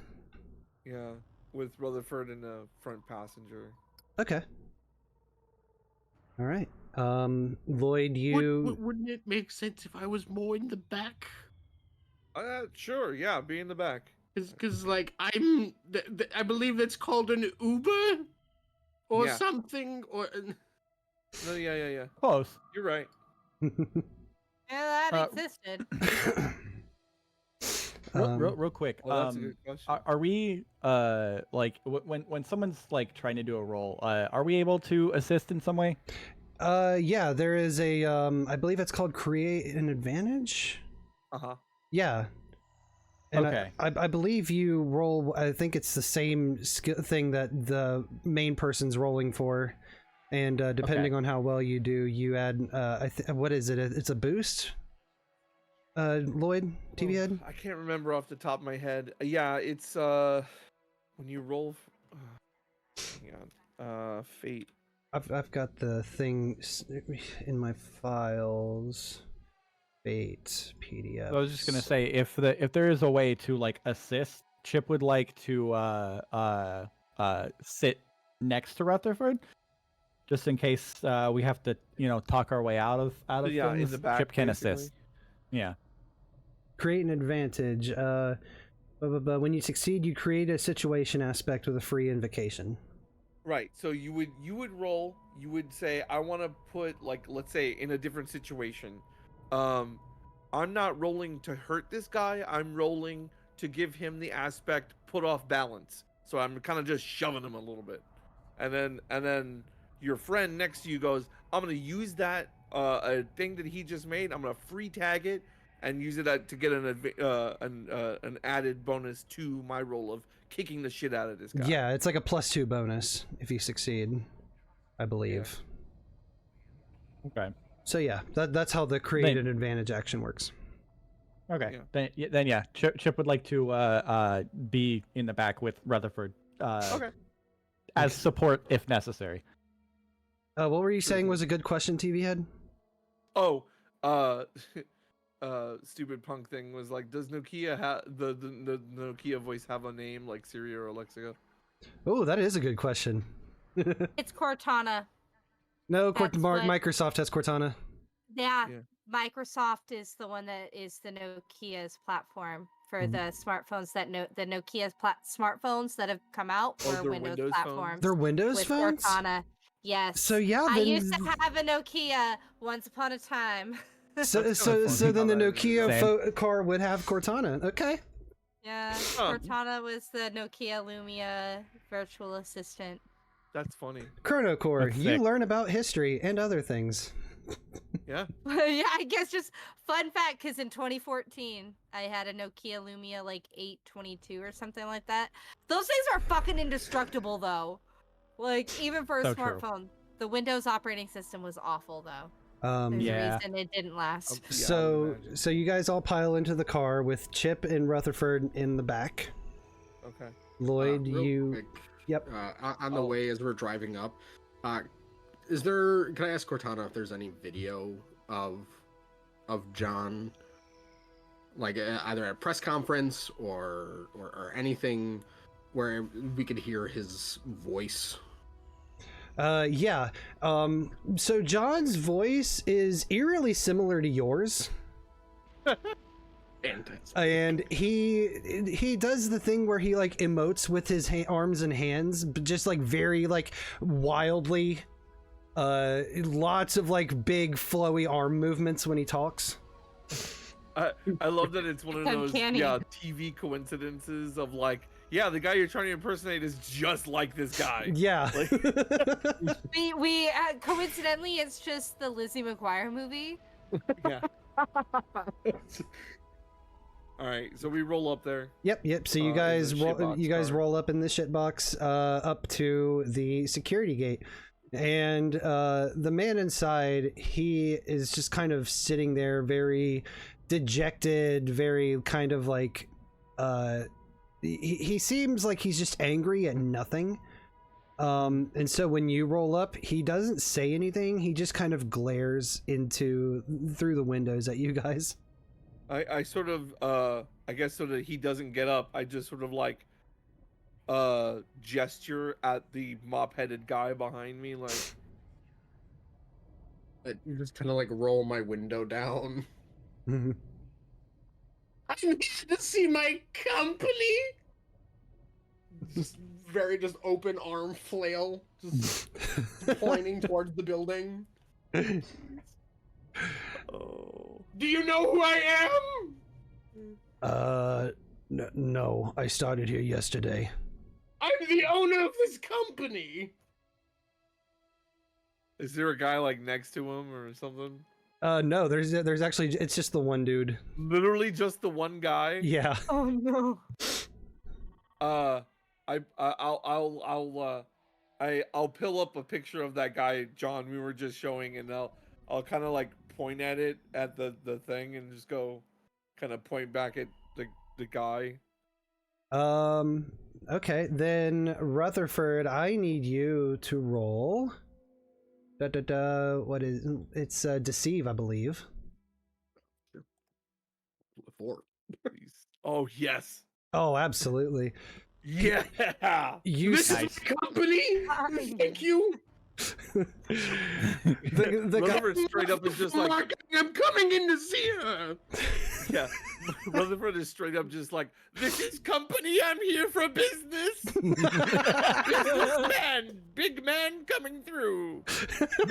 Business. I'm here on business to see my company. you see the security guard. My things are doing well. Inspection. That's what a business owner does. The word you're looking for is inspection. It's an inspection. You There see you the go, champ. security guard immediately like stiffen up, like he's like getting into like attention. And he's like, "Oh yes, yes, sir. Sorry, sir. I must be really tired tonight. I almost didn't recognize you. Please go on in." And he pushes the button, and you see the gates kind of lift up, allowing your car passage. Kind of do. Thank you. I do one of those like little 2-finger salute to the guy and like slowly drive forward. Holy fucking shit, that worked. I'm in the back seat, so I'm just like, yeah. Oh my god, try not to laugh. I told you I've got this. Oh shit, you did. You did. All right. Okay, so Now let's go. now we're on the complex. Yep, you guys take the dirt road further towards the factory exterior, and you find a spot to park near the loading bays. Loading bays. Any of them open up already? At the moment, no. It seems like there are some trucks that are parked there, but none of the doors are open. Hmm. This looks like the back of a Walmart. Yeah. I don't want to try to electronically bypass. Just in Well, now case that- the AI is hooked into the security. We don't know that for sure. now that we're inside, should we be doing that hopping up on the roof thing? Yeah, somebody definitely needs to get on the roof. And then we'll try and look for, like, I guess, power cut off inside. Right? Yeah. Do we have next question? Do we have any of those what do you call them? Like they have them in like the spy movies. They're like walkie-talkies, but they're in your ear. You have one in your ear right now. Oh, that it can do that? Yeah. Oh shoot. Okay. Listen. It was given to me, and I have no clue what it's supposed to do. You know. Fair enough. They didn't come with an instruction manual. Fair enough. So okay, I think I'll do to get into the door. I'll spend a fate point. Okay. I'm gonna invoke work smarter. Wait, what was it? Yeah. The one aspect that I have made, I don't have the other two made, but I'll invoke the one aspect I do have called smarter, not harder. Okay. And he goes up to the door and he goes, actually, I know this. This is well, for me, it's a very old style lock. But it was really good at its time. And he takes a moment to explain how, like, the code switches every once in a while. It's only held by so many people, and the biometrics work this way. He goes, virtually impenetrable. And then, like, reaches a hand into the wall next to it in, like, the drywall. And then, like, rips out, like, a wire. He goes, yeah. Virtually impenetrable. Yeah, as long as the wall is impenetrable next to it. I see. Nods sagely. Yeah. So you pull that wire and you see the lock shut down. Open the door. Yeah. You open the door and you will find yourself inside the Burfy factory when we come back from our intermission. Hey. That's perfect timing. Hey-o. Hey. I gotta use the little goblin's room. Absolutely. Me too. So it is 1:15 now. We'll meet back here in about 10 minutes and get the ball rolling again. I'll put us on the technical difficulty screen so I can go get a drink and everything. But I'll come back and catch up on chat and whatnot. And then once everybody's back together, we'll just get the dice rolling again. So I'll see y'all in a little bit. 25 after at the latest. Gotcha. Woo.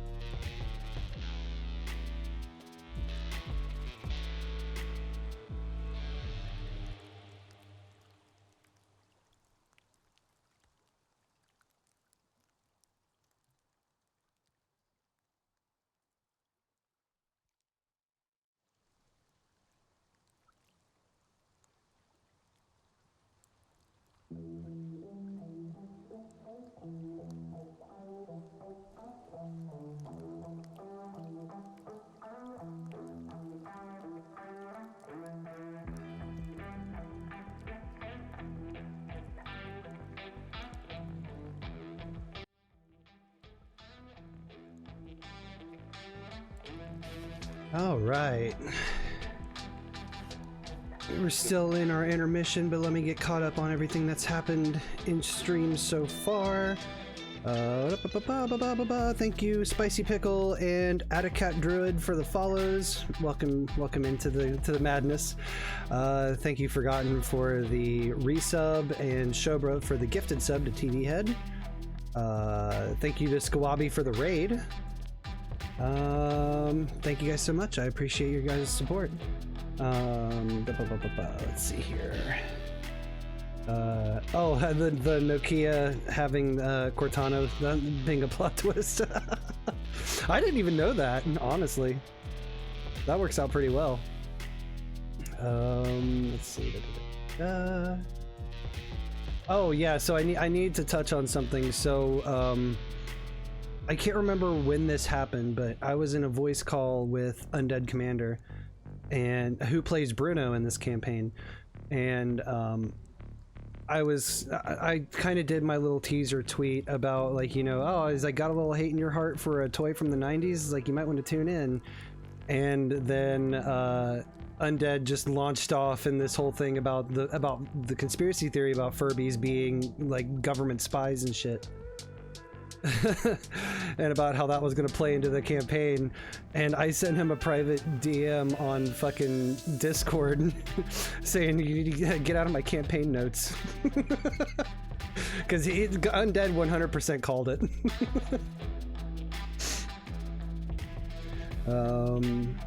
So yeah, I got, while we're waiting for everybody else, Tarrok, I know you're back. Yeah.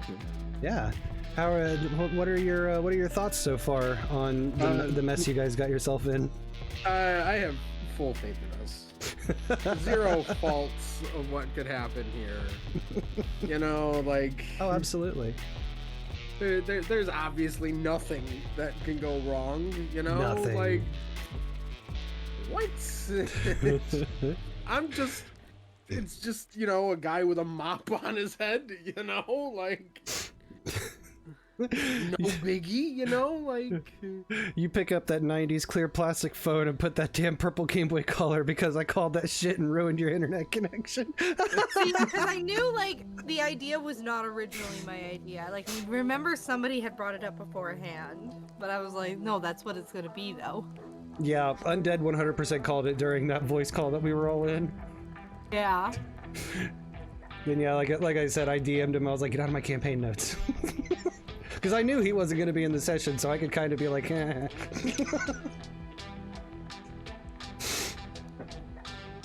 Oh my gosh, that was hilarious. Welcome back, Forgotten. Yes, I mean, I've been able to hear the whole time because I have my headset, but I can't talk. What are your thoughts on the situation so far? Fine. I'm unconfirmed. No. Let's see. Let's do some quick plugs while we're here. Next Saturday, I am running my first one-shot in Kids on Bikes. That's going to be a lot of fun. Why? Huh? Cry. Oh no. And I kind of teased something about it a little bit during the last stream, but keep an eye on my YouTube page on Friday next week. That might there might be a new form of content that I'm thinking about churning out. So this thing that I'm putting out on Friday is going to be kind of like a feeler, kind of like a pilot. And we'll see how that is received, and if it's received well, then you know what, we'll keep it going. I'm really excited. Bill Swamp Guy official test content. Yeah, official test content. You know what? Fuck it. I'm just gonna tell you what it is. So, I had this idea for a while now, and I've never acted on it. But my 4 players in Kids on Bikes, that would be Stupid Punk Thing, Nixie, Vel the Traveler, and Burb the Bread God. they supported this idea, and so I'm like, you know what, fuck it, let's try it out. I recorded the session 0 of my players getting their characters together, and for Kids on Bikes, you have to set up, the players actually get to build the town that they're playing in. And so they each contribute to certain aspects about the town. So that's in there. Character relationships, very Monster of the Week like, where they ask each other questions and they build like their backstories together. So yeah, all of that, I basically recorded that, slapped a title screen at the front, and called it a day. We're calling it Session Zeros. Let me see if I've got the if I got the logo here. It's a working logo for right now, but that's what you have to look forward to. Just session zeros, and it's got the little dice in the O. Here, let me see if I can zoom it in. This is my little custom dice that Penumbra Darkness Danny made for me. So yeah, I'm hoping that this turns out to be a very cool thing. So yeah, Friday, I can't remember what time it's going to get published. It's probably going to be like midnight or something. If I go to my YouTube page, I can tell you exactly when it's going to drop. Scheduled on January 26th. Okay, so it's at 3 p.m. Eastern. So January 26th, 3 p.m. Eastern is going to drop the first episode of Session Zeros. So yeah. It's gonna be so cool. Yeah, so just go to YouTube, type in Gil Swamp Guy. You'll know you find me when you see all the videos of past games, such as the Call of Cthulhu, Pathfinder, and the other ChronoCorps episodes. It's literally just the entire stream. I've just moved over to YouTube for your viewing pleasure. So if you'd like to get caught up on campaigns, that's a good place to go. And yeah, drop a subscribe, ding the little bell so you'll know when Session Zeros goes up. Woo. Oh, do that. Hit the bell, subscribe. Hit the bell. Ding the bell. So yeah. Sorry I took forever. I tried to get in another popcorn, sneak a little cheeky popcorn, but then like, fuck, I don't know what the fuck I did. I just fucked it up and it's like didn't pop. I was like, I guess I did the heat wrong. I don't know. But I was like, I'm wasting time. I gotta get back. I just have bags of microwave popcorn that have had that happen to me, where I just throw it in for like, because typically, at least in my experience, like 3.5 minutes is a good time to do it. Yeah. But like I've just had duds where like I get like maybe 10 pieces of popcorn. And it's like, what the fuck is this? How the hell does that happen? I don't know. So like, yeah, heat was wrong. I did it wrong. I don't know what I did. But yeah, it didn't pop. I had some of it pop, but like it didn't do the thing that it does. So I was like, whatever. Okay, I gotta go. I don't have time for this. Do I have a YouTube command for Nightbot? I don't. I need to work on that. I'll work on that later. Cool. Hey there, Chipp Watterson, back from the bathroom. How you doing? Welcome back. And then full of spite, yeah. And then I guess the last thing I have to plug that I have planned is February 17th is my 2-year Twitch anniversary. Yeah. Let's go.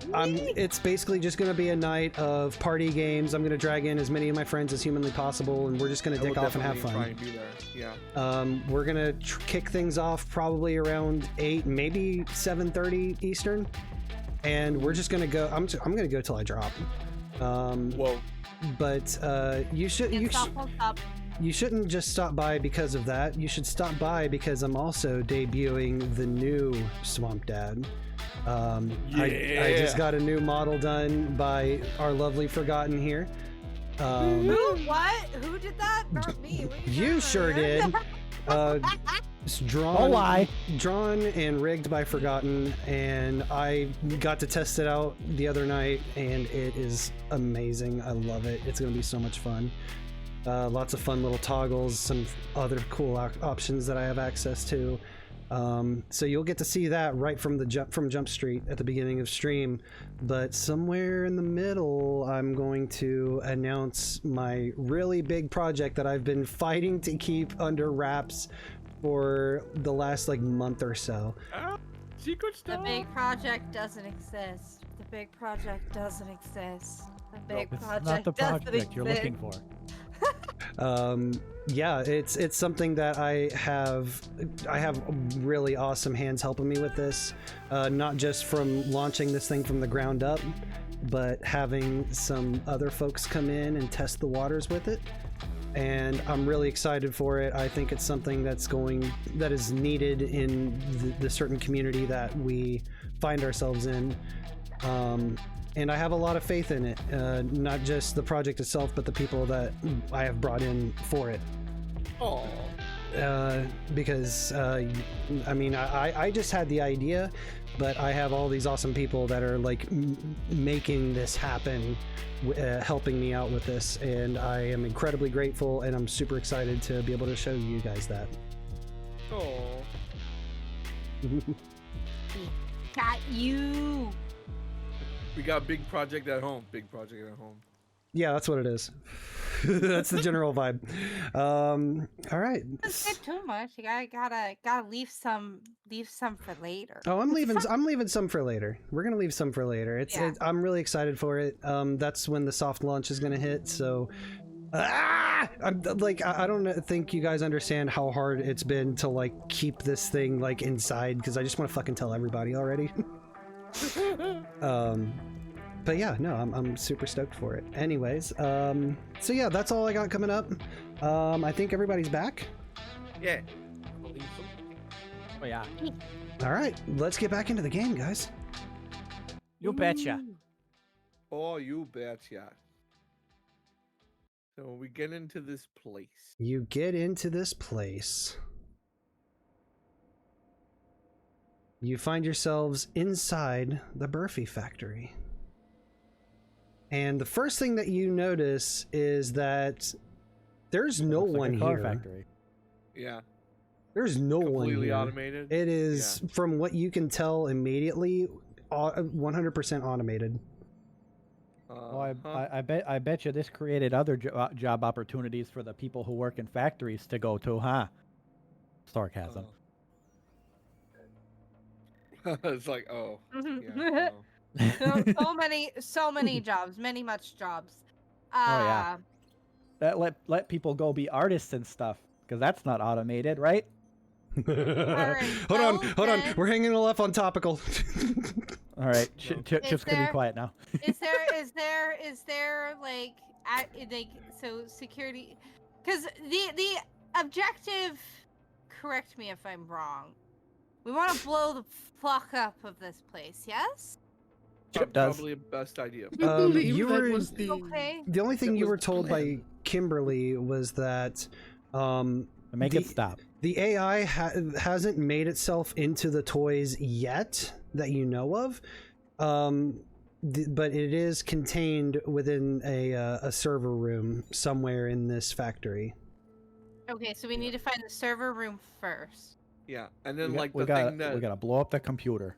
thing that Lloyd suspected, or is this is what I'm working with. This is my conjecture here. This is total editorializing, not not this is not from Gil, but my thinking is as soon as it knows that it's under attack, it's going to try and leak itself out via either hard lines in the ground, satellite transmission, or trying to put itself into toys real quick and try and like get that out the door.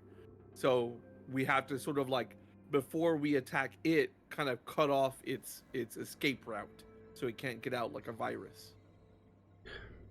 That's Lloyd's thinking, basically. I mean, basically, I just wanted to ask, can I use tools or lesser than the hand to make a bomb with all of this technology around me? Oh yeah. I mean, you One preferably you can throw. I mean, what is available to me in that regard? I will spend a fate point Oh, to make a tag for our crafty person here, warehouse full of fucking explosive shit. Yeah, because there's got to be some sort of like chemicals that are put into the toys, or a main component of like the plastic of the toys or whatever that does have some sort of explosive property. So yeah, I think that's completely valid. Yeah, it's Yeah, like Marty sees like a cart full of cleaning supplies, some fucking lithium batteries. some lithium batteries, and some liquid plastic, and is just like, I'm gonna make something happen. Do you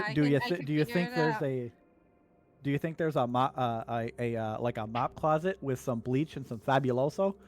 Yeah, basically. but a much bigger boom. It's like drums of plastic and like a drum of some stuff. Yeah, I could.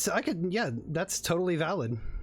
Okay, so now you're gonna get a bonus on making jerry rigging a fucking gigantic explosive device. All right. So do I need to, because it doesn't say that I need to roll anything. It just says you can produce master craftsman level work with the crudest of tools with the proper workshop. You can create impossibly amazing devices in the finest Da Vinci style. Yeah, I think you still roll for it, but you're able to create outside of the means you're given. Okay. Right. What so do you want me to roll crafts maybe? It's going to be crafts for sure. Okay. Yeah. Okay. The power is still assuming that you're making crafts rolls. It's just you don't have to have a workshop to do it. +4. Nice. +2. Oh yeah, +2 because you're tagging that invocation, so you actually get a +6 on this. Yeah. Big bada boom. It's gonna be a big boom. Marty, if it makes you feel better, Chipp can't craft to save his life. You're better at that than Chipp for sure. I know what it is. I can talk and make shit. I know what it is. Not only is this a factory full of like, robots and all kinds of other lithium batteries and all that other crap. It's like, oh, they also fuel up their trucks here. So there's a pump full of fucking gasoline and diesel. Oh yeah. It's 2093. It's mostly electric vehicles. This is the United States we're talking about, Gil. Giant power plant. You know what? That's fair. That's super valid. I retract my statement. Yeah, because the only way that I would accept that is because we're in Los Angeles. Yeah, but you're right though, because we know that eventually the world still brings itself to ecological disaster, and that's the apocalypse that Lloyd is from. So yeah, they straight up just were like, yeah, shit's gonna die. We don't care. We love fucking petroleum. So the history of the boomers is repeating itself. Yeah. All right. But yeah, fuel station, basically fuel station on premises, whether it's electronic or otherwise. Or otherwise, yeah. Yeah. All right. So yeah, with that +6, then Marty, you're able to take one of these kind of like these plastic barrels full of this liquid combustible, and you're able to take some electronic parts off of some of the robots, and you have basically created a bomb that needs a dolly to be pushed around. Oh, okay. Are there dollies available? Yes. Oh yeah. I'm sure they have one. Yeah. Yeah. They're off in the corner gathering dust because everything's automated, but yeah. Yeah, they're relics at this point. I call it the dolly bomb. May she rest in peace. Dolly bomb. Snaps. Nice. Wait, who's resting in peace? Dolly, because it's 2093, so I'm not entirely certain if Dolly Parton would still be alive. Please, it's Dolly Parton. We actually find out that Dolly Parton found the elixir of life, became immortal, and then just fucked off to some random island, never to be heard from again. Another planet. In my universe, that's exactly what happens. In the ChronoCorps, she's one of the one of the admin of ChronoCorps. Oh my god! Listen, I know. Oh my god! It makes so much sense. I know how the march of time in the real world works, and I know that our beloved Dolly Parton will one day shred off her mortal coil but I don't want to believe that in my universe. I play role-playing games to escape reality. So in my universe, Dolly Parton does find the elixir of life and fucks off to a random island, never to be heard from again. I mean, It's better for me. I'm okay with her She gets the good end, ascending. essentially. I'm okay with her ascending to some extraplanar existence, becoming omnipotent. Still, Well, yeah, that was going to be my suggestion. She sheds her mortal frame and becomes a being of light known only as Jolene. Oh no. Fun fact about your favorite Swamp Dad GM. I once got absolutely obliterated on Jägermeister and woke up and a couple days later I had accidentally ordered Dolly Parton's entire discography on CD and vinyl. As well, you should have. And I don't remember making this purchase. That was just Drunk Gil giving you a gift. Absolutely. Like, Dolly Parton's a "Homie, gift. I have Gift you. from I the got you." universe. We stand Dolly Parton in this swamp. Anyway. That's right. Dolly Parton lives in Tennessee with her lumberjack adventure park. I am actually not kidding. Yeah. Yeah, there's Dolly World, and she Dolly also World. like donates money for reading projects Mm-hmm. and like has her own reading. She is really just My amazing son woman. actually gets She- books from that Yeah. foundation. Amazing. She is one of the people that She we do is not her. deserve as a society. Absolutely. she is her. Yeah. All right, so you've made a bomb. Yeah. The Dolly gotta- bomb. We gotta get to the place, so we gotta know where it is. Is there a hard copy map, like a fire escape You map are on the here? wall? Yeah, you actually see that there is a large directory, about, I would say probably about 100 feet down the way from your location. You can see it pretty easily from where you're at. So yeah, we gotta kind of map that out. So yeah, you see like it's kind of like one of those mall directory kind of things, Okay. but it's just the layout of the factory itself. You are here. Yeah. I use that and then a cross reference of like my own AI. I mean not AI, but UI that I have, the ARG thing that I was talking about. Mm-hmm. And I sort of use that with a scan of the building outside to make a sort of virtual map for myself to sort of like so we can navigate this place. So as you guys start proceeding towards the directory, from one of the lanes to your right, Oh no. you see a Burfy walking out on its own. What? The Burfies stand at roughly a foot tall. And like I said, it's like this reptilian looking thing. It's got the 3 arms on each side and then the one jutting out from its stomach. It's got very lizard-like eyes. I don't like But it still has it still has like the Furby beak though, which is kind of weird. Chip. Once. But it's just Stab kind it of to death. walking around on its own, and it doesn't seem to have noticed you guys. I assume that's some kind of security robot. I want to kill it. Let me kill it. I don't know if that's smart right now. Question yeah. mark. Look at it. We It's could pure tell it evil. But if you make it aware of our, if it alerts more. Not if it dies first. What if I go over to it and then like tell it that I'm looking for whomever's in charge of like the shift because I need to go and be guided around my factory? That's the I mean, less this violent is route we can take. surveillance, Yes. right? Yeah. Yeah. I just go ahead. As you guys are kind of formulating your plan, the Burfy in question is just kind of tottering around. It walks like directly across, but then comes back, and then it looks like it's heading towards the directory, and the whole time it's making this sound. Oh no. I didn't hear it. Oh, I'm using the soundboard, that's why.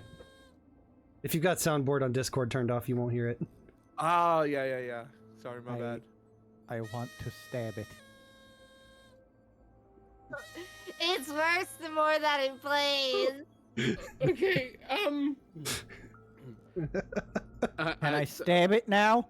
No, Rutherford will just start walking over to it in the most like Doflamingo kind of like stride. Oh my god. Fucking Rutherford does the Doflamingo walk. I love this. just like hands in pockets, like really open, wide bow legs, like almost crab walk. Doflamingo. Yeah, it's a character from One Piece. Oh, okay. If you Google Doflamingo walk, you'll probably get a GIF showing you exactly what he's doing. And he just like squats down and he's just, are you hungry? The Burfy turns around and looks at you, and it observes you with its lizard-like robotic eyes, and it goes, "Feed me. Oh no. Oh god. Feed me. What are you hungry for? Corn on the cob. Feed me corn on the cob. What the fuck are these? Corn on the cob." Is this place run solely by like robots, or are there actual people working here? You don't see any actual people working here. Okay. This is a dystopian nightmare, and Chipp is looking at everyone else. Well, Beer while they're in working hand. On that, I need to get over to that directory and get my map situated. I pick up the thing, like the Burfy, and I take it to the car with me. Are you going back out to the car? Yeah. Oh my god. With the Burfy that wants corn on the cob. Can you give me corn on the cob? Feed me corn on the cob. I hate that thing's voice so much. Please. Feed me. Is anybody gonna stop Rutherford? I mean, they have an idea. They're asking to see if the car has corn on the cob. I see no problem with that. As long as Chip it still- doesn't come Chip- back with us, I guess. You know what? If this is what's gonna happen, Chipp is going to follow slowly you follow. behind, with spear ready to stab the fucking thing. If anything goes wrong, if this was D&D, I would ready an attack action. Feed me corn on the cob. I hate its voice. God, I hate it no. so much. I God. hate Just this. feed. Oh, just feed it corn on the cab and let's go. All I'm right. letting him take it away because then it gives us more time. Yeah, so we'll say Rutherford and Chipp, you guys go back outside, leaving Marty and Lloyd inside. So Marty and Yeah. Lloyd, you guys are still in. Yeah, I'm just trying to get that map made up while he's messing with this thing and not Yeah. learning it. I'll say it's easy enough for you to use your UI to kind of scan the floor plan on the directory and then kind of create like this this mini map basically. Okay, good. Marty, is there anything that you want to do in this moment while he's working on Well, that? I am making sure nobody blows up the bomb. I thought I am Okay. on bomb babysitter duty, and Oh, that's good. hoping that it doesn't blow everything up. And I'm like, you tell me where to go, boss. Yeah. Oh. Yeah, no, I think your design would probably be fine. I don't think it's gonna go off prematurely, unless you know what I mean. Like you should be okay. Yeah, you I got guess a, look you got a out, +6 on your and- craft. See, it doesn't go off unless okay. you want it to, or That's no. well, I have my bat. I'm just making sure, like, if we're mapping out, if you want to go, can I help? Okay. He's already rolled. So. All right. So yeah, I guess we'll get started moving. There doesn't seem to be personnel. Keep an eye. I'll tell. Fuck. Why did I already forget his name? Chicago. Chip. Chip. That's yeah. Sorry, my bad. That's okay. I tell Chip over the earpiece. I say, keep an eye on that thing, and if it gets out of sorts, destroy it. I guess be ready to go on the roof and look and see if there's any kind of Satellite, antennas or satellites up there. Fuckery duckery do. Yeah. All right. So you guys start making your way through the factory. Let's cut back outside to Chipp and Rutherford. You guys are standing outside of the car at this point with the Burfy in your hands. Feed me corn on the cob. Feed me corn on the cob. I just lean into the car and just be like, Cortana, Yes. can you give me corn on the cob? One moment, and you hear like a bunch of whirring and stuff inside the actual upholstery of the car, and then in the back seat, kind of like where the middle console would fold down, it folds down, and there is a plate with a singular corn on the cob on it, steaming. I'll grab it and just be like, open up wide! And as you say that, the Burfy beak opens up and it stretches like maybe 6 inches wide. I don't like that. Oh, that's concerning. And you place the corn on the cob in its mouth, and you see it start like rapidly like slamming its mouth open and close, and you hear grinding in its throat, kind of like similar to a a garbage disposal in a sink, and it just completely engulfs the entire corn on the cob. Chip like does his best to hold his lunch. And then that the mouth flattens back down into its normal beak size, and then it says, "Thank you." Yes, of course. Can we smash it now? There's a look of horror on Rutherford's face. Don't worry, Chip's too. Oh my gosh. Feed me, Okay. Skim-and-Ims. Feed me, no. Skim-and-Ims. Cortana, I hate this.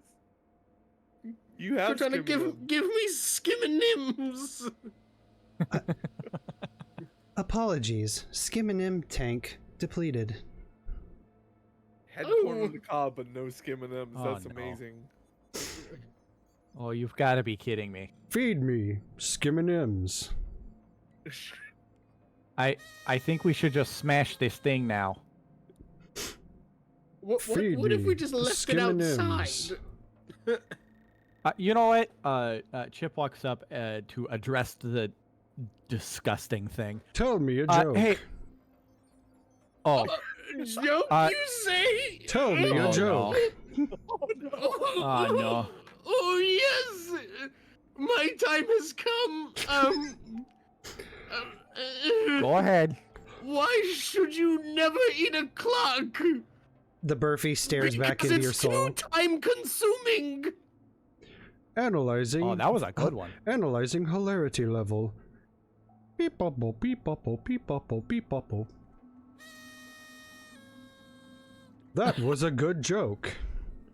I hate this so much. Feed hate me, it. Skim-and-Ims. We don't have any Skim-and-M's, you little freak. No, you do.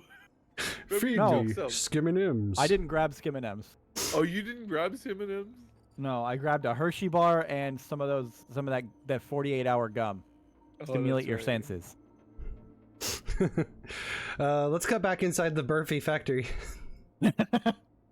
Looking for the main server room. Yeah, Yeah, we have main server room, and I'm thinking, is there like a main power mains for this place? yeah. There's an electrical room, and they are actually the two locations are really close to each other, like next door. So there's the electrical room, and then there is actually a there's like a secured air hallway. There's like another biometrics doorway that leads into a secure hallway that would take you to the server room.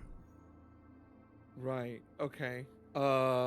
Destroy the servers first, or cut the power, then destroy the servers? If we cut the power, then destroy the servers, cutting the power may alert it that something bad's going to happen and it could have time to back itself up. Okay. It's gonna take crackerjack timing here. Oh, both. So, yeah. I'm thinking, Chip, can you get on the roof and set up your play? I think Chip is outside. Well, no, I mean, Chip is I'm outside, on the but line. I'm assuming you're talking in my ear. Yeah. That's right. In response, obviously. You know, I sure, but I don't know if I can leave Rutherford here with this thing. It's asking for shit we don't need. Oh, pardon me. You hear very faintly over the earpiece. Feed me, M&Ms. See? Oh my god. I hate that voice so much. But nobody will let Yo, me you have smash no it. Huh? What was that? I'm so sorry. It's disturbing, but nobody will let me smash it. Just have him babysit it for a little bit. I think it should be okay as long as he keeps it entertained. Oh, I think that's a terrible idea, given the fact we can't give him some M&Ms. But okay, I'll scramble up on the roof. Hey Rutherford, Just go I gotta go take a jaunt. shop. Give it all What? you got. Look at the floor of the candy shop. No. The candy we shop wanna is keep that outside. thing We nearby. would have to leave. Feed me, Okay, New York no, strip. Feed me New York. God. Okay, you know what? Hey, Rutherford, you got this, right, buddy? You can handle this thing. I think so. Okay, good. All right. I'm gonna go do some parkour here real quick. So you stay here and babysit this creature. I'll be right back. Teach me quantum mechanics. Oh god. You know what? Oh, hey. You know what?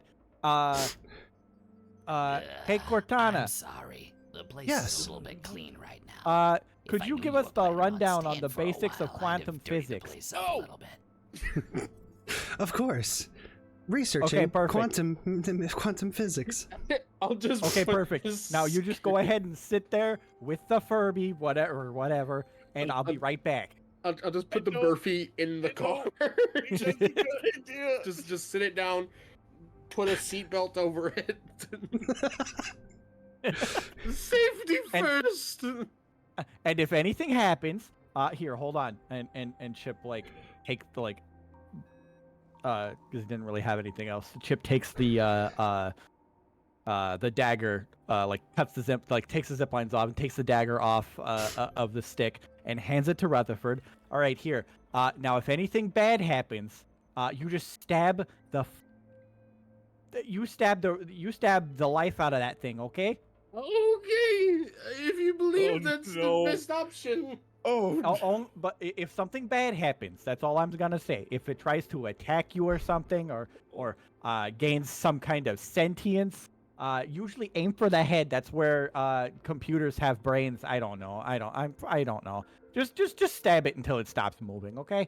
Okay. Yeah. All right, you and got this. Lloyd and Marty, you hear all this happening in your earpieces I'm like, while you're this is looking at. bad. No, just don't teach it quantum physics. Just tell it jokes or something. Why don't you? Chip has already left and is heading towards the roof. Yeah, the communications cut. Teach it about rubber band theory or something. Teach it about pseudoscience. I don't want to teach a general intelligence Teach it about more complicated astronomy, science. Thank astrology. you. No, teach it about astrology. Teach All it right. about astrology. Focus teach up, it how focus to up. chart. Teach it how to chart. Anyways, okay. All right. So Lloyd and Marty, Right. you're faced with two doors. Right. Chip's heading to the roof. All right. So, I think I can set the power to cut off, and then we set up your bomb and make sure it blows up the servers, and then we try and get out of here. So power bomb run. Right, and at the same time that'll be at the same time when Chip gets in place. So All right. Okay. yeah, I know. Oh, Okay, so I guess power first then. We go Chip. into the power thing. Yeah. It also has a biometrics lock on it. Okay, can I get past it the same way I did the other one? Yeah, you figured that. You worked smarter, not harder. You know how to do this. Okay, so yeah, it kind of puts a foot into the drywall, does that thing again. And then so we're gonna kind of rig. I want to rig the power to cut off. Okay. So that in that time, it has to switch. I'm sure it's got some sort of reserve power, but it's gonna have to switch over. You know what I mean? Mm-hmm. Is there any way I can use crafts to make it like on a timer? Yeah. Okay. Yeah. Give me crafts. Okay. Crafty. Damn. I guess the same thing, like for the bomb. Can I also roll crafts to put a timer on the bomb? Yeah, you can do that too. Okay. Well, we want that to detonate when we want it to. Okay, so is there a trigger on the bomb? I'm just assuming you made one. Yeah, I You was gonna wouldn't make say a with your bomb Okay, +6 okay. roll, you could put anything you want on it. All right, Yeah. perfect. Well, then the bomb has a trigger, so we can detonate You could it put a when it Burfie needs on to it. be. No. Feed me a giant bomb. So essentially with a 1, I basically say, yeah, you're gonna schedule a fucking power down in like this much time or whatever, you know. Okay. All right. I communicate that timeline to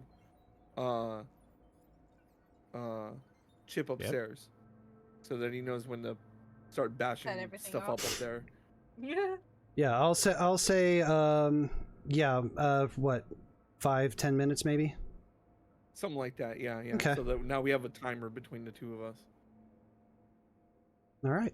So you set up that switch in the electrical room, you make your way back out, and now you are faced with the biometric door that leads you into the secured hallway. Okay. Do the same thing again. It's the same door, same kind of thing, same kind of situation. Mm-hmm. Okay. I'm really not liking how easy it is that we're getting to this thing. I don't like it. Yeah. I mean, you were saying that, and there's a fucking Burfie in the van. I know. Learning quantum physics. All right, so Okay. you Yeah, open the to learn door. astrology. You open the door and you see a long hallway with only one door at the end. Oh no. My God, Okay. it's Resident Evil. I don't know. Okay, we try and go down this hallway to the thing at the end. You start walking down the hallway and you feel something, lots of like lines of burning pain hit your basically the entire front of your body. Like you know, you feel it just enough to where like you like jump back a little bit, but you're still going to take a point of physical stress. Okay, can I? Okay, no, yeah, I'll take a point of physical stress. Also, Chipp and Rutherford, you can uncheck your physical stress boxes because we changed scenes since the car ride. Yeah. Okay. So I'm guessing this hallway is full of fuck. Can't get out until the power is off. You can't see anything. Yeah. Oh.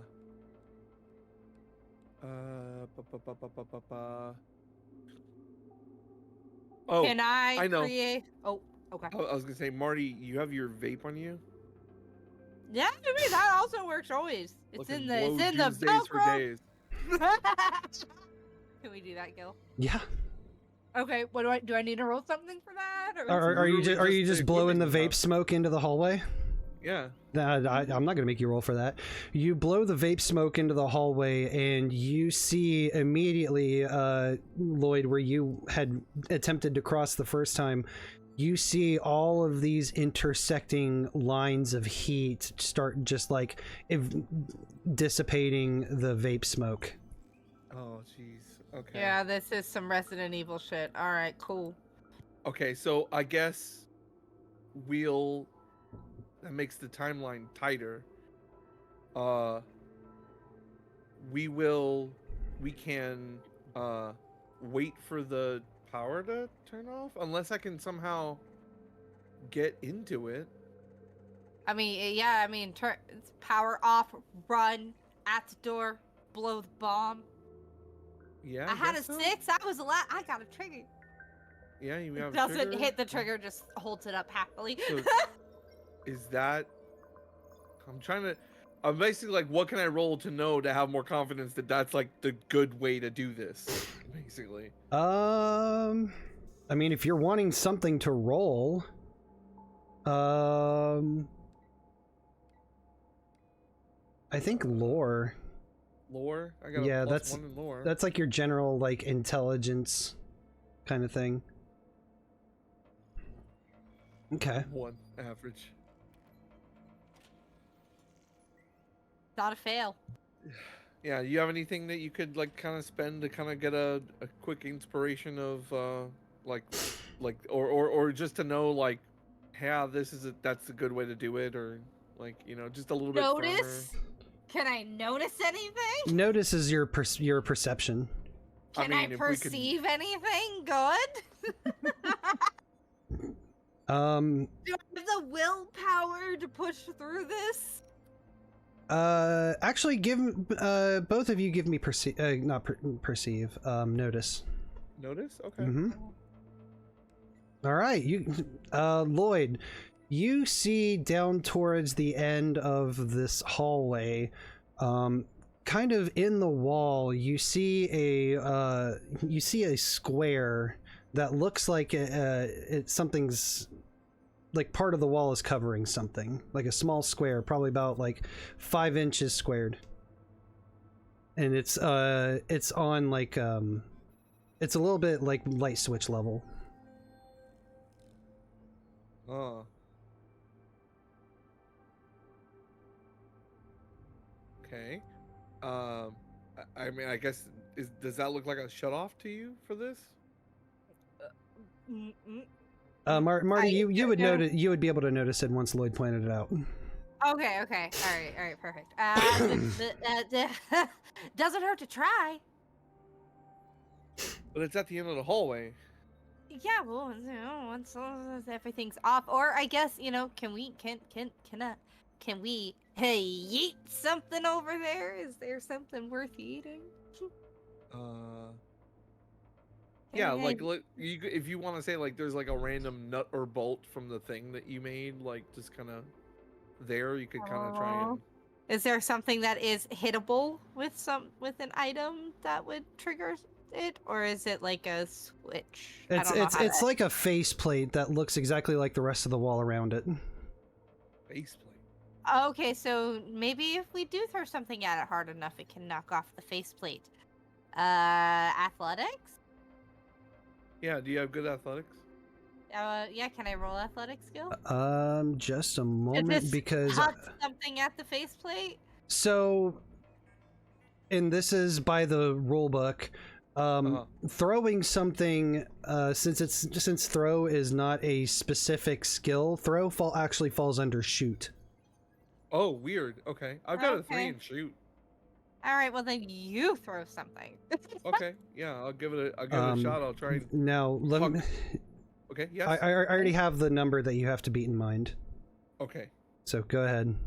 I'll give it a shot. I'm gonna hook a nut or a bolt at the faceplate of the thing. Maybe it explodes as a button or shut off. Okay. 4. Is that enough? Is it? Don't Is know. it? You tell Hey. me. Does it hit the thing and does it knock You're it off? God. We would be able to tell. We would be able to see, right? No. Yes. No. I would say that at a +4, you see this bolt sail through, somehow missing every single laser that is installed in this. And then right before it gets to the end, you see a laser line split it. I hate you. In No, the I best mean, way. we got close. It makes We got sense. really close. Okay, alright. Well, we can just chance it. We can turn off the power and still just do the original plan running. Yeah. I guess it's a tighter window. It was a but we'll wait. +5 that you were looking for. Oh, so close. Oh, damn it. I mean, Uh, let's see. You wanna try and figure out how to make that thing points at the faceplate work. Yeah. No, I mean, could keep trying to chuck things at it. I mean, it's just like. I mean, yeah, I can. Here. Shoot. Nope. Now, it Oh. makes it a little bit not as far before it gets sliced. Yeah. We'll really have to perform when the thing goes off. We're gonna run. We're gonna do it. We're gonna place it, and then we're getting out. All right, let's do it. All right. So you guys want to wait until the switch goes off? Yeah. I mean, it can't be much longer now. We can kind of fucking around here for a minute. Yep. So you guys wait for a little bit longer, and then you see every light, everything, the whole building basically goes dark. All right. And fly. Chip, you notice that the electricity has been temporarily cut because you see all the outside lights go dark also. Oh shoot! That mean it's my time? Yeah. You hear over the intercom like, "Yes, go now." And so. Okay. All right. So, I mean, I guess during this time, Chip, am I to find a way up onto the roof, or have I found a way? I would say at this point it wouldn't be hard to find a ladder on the outside of the building that would lead you up to the roof.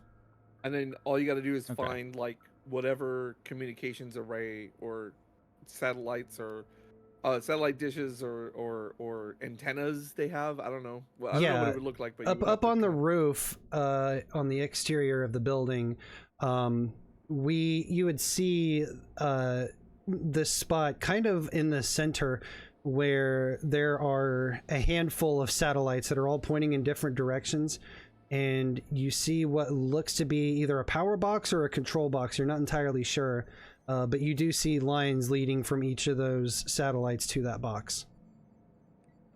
Oh shoot. Okay. I guess I'm gonna like jog up to the power box and see if there's like, I don't know. I guess if there's anything obvious that I could like, Rip because out all the wires essentially. yeah, something along those lines. Like just I guess I just want to like check it and see like what I can gauge.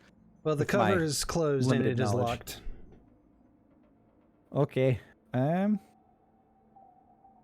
Is it like a padlock or what?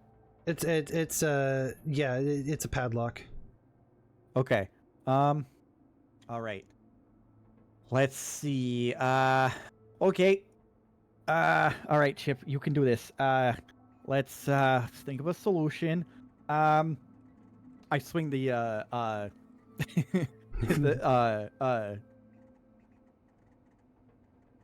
the stick in my hands at the padlock. Try to break it off. All right, give me athletics. You got it, Chief. I mean, +3 is good. +3 is good. I'll say that because you're using a stick versus a padlock, and you did get a +3, that you do break the padlock, but you also break the stick in the process. I mean, that's kind of fair. Where does it break? Wherever you would have made the point of contact with. So you have a slightly shorter stick. Oh, okay. Well, I It's just a made stick the point pointier. That's fine. This is good. You Yeah. know, good old Chip Positivity Watterson. That's what they call me. And I open the panel. You open the panel and you see a circuit board, and you see these large communication lines that are coming from each of the satellites that run in, are plugged into this motherboard, and then you see a single communications line heading down into the building. Okay. I got no clue what I'm looking at. I'll say Okay, at this so I point, just- I'll say at this point is when you see all the lights cut off. Okay. Okay. All right. Lights off. I guess I can just. Do I just break all of this? Like, I don't know. Okay. You know what? We're gonna do some big brain time. Looks like this one goes into the building. So if I sever that, then whatever is in the building doesn't get the satellite stuff. Can I look and see if it's just like, can I like pull it out, or do I have to like? It's attached and firmly in place, so you would have to break it or disconnect it. Okay. Take the shit out of it. Chipp sets the stick down for a moment, grabs the is it like a loose cable that goes down into the building? No, or? no, it's Oh, in okay. place. It's fixed. Well, like, okay, is there a way for me to like grab onto it? Is my question. Oh yeah. There's like maybe a couple inches of space where you can grab onto it. Okay. So I'm gonna grab onto that. Put my foot on the plant my foot on the panel and just try and yank it out. Give me another athletics. Okay. Oh, Will? Oh yeah. Come on, ultimate frisbee guy. Absolutely. Yeah, you pull and pull and pull, and finally the circuit board gives way. You break whatever was connecting the wire to the circuit board, and the wire comes free. Perfect. Okay. And I at this point I contact Lloyd through the earpiece. Hey, so real quick question there, Lloyd. I pulled a big wire out of this big power box looking thing. That it was going down into the building. I pulled it out. Is that good enough, or should I like try to disconnect all the other things here? Just keep smacking the shit out of it till we gotta get out of here. He's like running Oh. down the hallway. Yeah, I'll say at this point Smash is it. when you two would be running down the hallway. Okay. This building's gonna go up in a little bit. You got to be ready to run. Okay. Okay, got it. I'm very much regretting leaving my dagger. It's like doing behind a heist with Ned Flanders. Just fucking, he's jacked and he's really Home, capable, neighbor. but holy shit. So we'll cut back inside the factory where you two are now sprinting down this dark hallway. Yeah, I'm helping with the dolly. We're both kind of trying to roll it down the hallway really quickly. Yeah, and so you make it through that door and you find yourself in the server room. And you see that there's another set of like biometric doors on the other side, but to your right is where you see this massive room full of these very advanced servers and other electronics. Do you think if we push this towards the middle, it would just blow everything up? I think so. I don't think these doors are blast proof or anything. But I will say that this place is still like pitch black dark. Yeah. Well, we have torches, like flashlight. Yes, no? Yeah, I would say that you guys that at least Lloyd would have a flashlight. Marty probably Yeah. also as well. Yeah. Okay, very yeah. If I tried anything, to like a load up small like little bit. pen light kind of deal. Yeah, Yeah. whatever was like fit in pockets. Yeah. Yeah. Can I do a quick assessment of this structure that's around here? And looking at the bomb, is this enough to blow up everything here, or do we have to like get it on the other side of these doors? Due to your crafts, you would, or due to your knowledge of what Marty built, you would likely, like I said, this right-hand side is where all the servers are. So you would have to wheel this bomb into the middle of the server room, essentially, to guarantee destruction of all of the servers. So how do we get to the other side of this? Like, is it, can we smash it? Or... Yeah, it's at this point, it's just a glass door. Okay. So just smash. Yeah, so we kind of use the flashlight we have, just kind of smash through, make an opening, kind of wheel the thing in as quickly as possible. All right. So we would set we it have up. to roll anything? Are we meeting any kind of resistance or No, the power's out. power's out? Okay. Oh, okay. So we gotta go. We gotta go. As we're leaving, I want to take the cover off of whatever that thing is in the hallway, and if it's a physical switch, I want to put it into the off position so that if we're not like halfway down the hallway and get turned into cubes. Okay. Sounds fair to me. Yeah. So you wheel it into the server room. You leave. You go back out to the hallway. You find that Got my panel. switch. Yeah. You futz with it. You flip the switch, and you start booking it back down the bolting. hallway. Yeah. All right. As soon as like before the reserve power can come back on, or the reboot of the power can come back on, we gotta blow it. So I don't know if that's gonna be while we're in the building or when we're getting out of the building. As you're running, you get like 3/4 of the way through the hallway, and you see the reserve lights come on. We gotta do it. Did trigger? We have to. And you immediately hear, as these lights come on, you hear this code just... Communications altered. Communications interrupted. Activating nearby units. Yeah. Oh, We gotta go.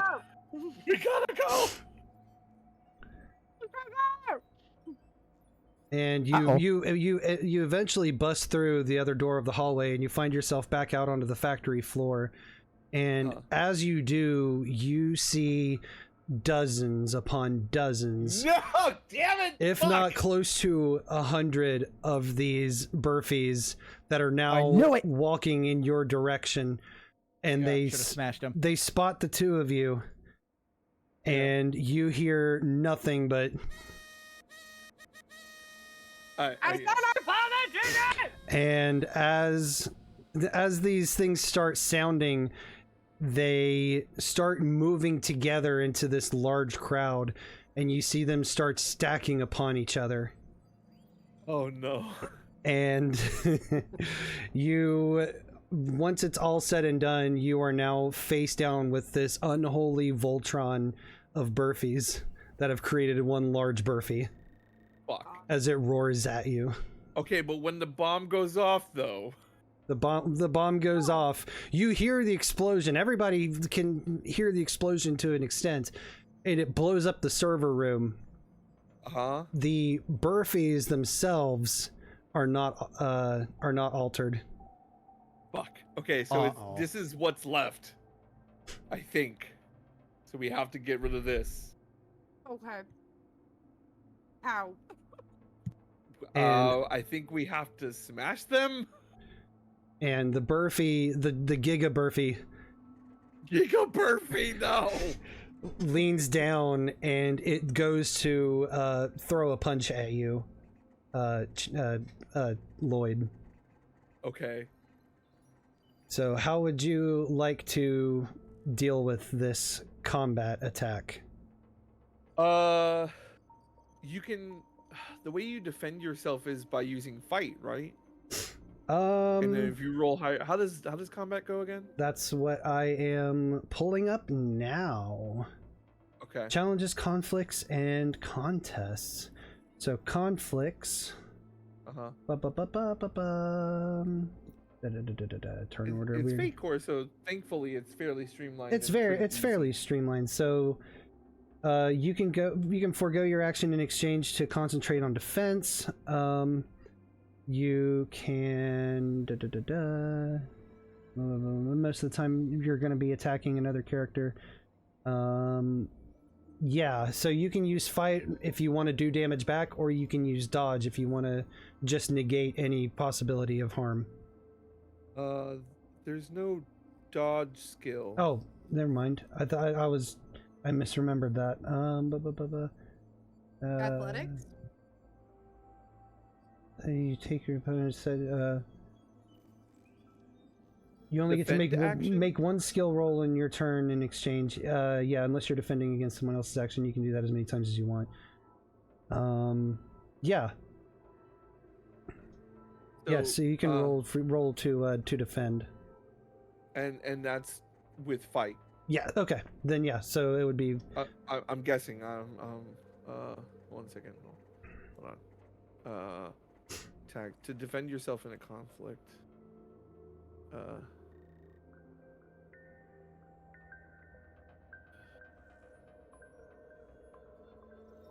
Oh, okay. So you just roll. I guess you just roll mush dice, or fate dice. You don't really roll like a skill. Choose this character skill that's appropriate to the action. Roll 4 fate die. Yeah. Oh, okay. Yeah. I'll roll fight. It's whatever. Yeah, y'all agree to have it be. Yeah, we'll say fight. Ooh, Okay. That's good. Yeah. Me. 2. Yeah, you're able to dodge it. Woof. Is now Lloyd, you can go ahead and do something, and then Marty, you'll be next. Okay. I want to use the we established earlier that there's a fuel depot in here. Yes. I'd like to turn the pump into a flamethrower and burn the shit out of these things. Okay. If that's possible. If you say it's not possible, I'm not gonna do it. I'll say you can do that, but you're gonna it's gonna take a turn for one of your actions to do so. Okay. So you won't be able to fight back with this turn with it. All right. have So a I go. terrible I dodge its attack, Mhm. and I run off to the side, and I say, "Can you keep it distracted for a second?" I mean, that we have established that we are in essentially a proper workshop environment. Can I roll for crafts for a distraction? Yeah. Okay, Craft good. a I have a bad distraction? feeling about this. I crafted know, a I great know. Distraction. All right. Yeah. You know what? You tell me what distraction you want to create. It's gonna be like kind of like one of those whistle blower toys that like spins around really fast and makes a lot of noise Okay. and just blows smoke and is just very big and loud and get the fuck out of the way. Okay. Fair enough. All right. So then we'll go back to the Burfy. I'm gonna do a roll to see if it is properly distracted. While you're doing that, I have a question. Yes.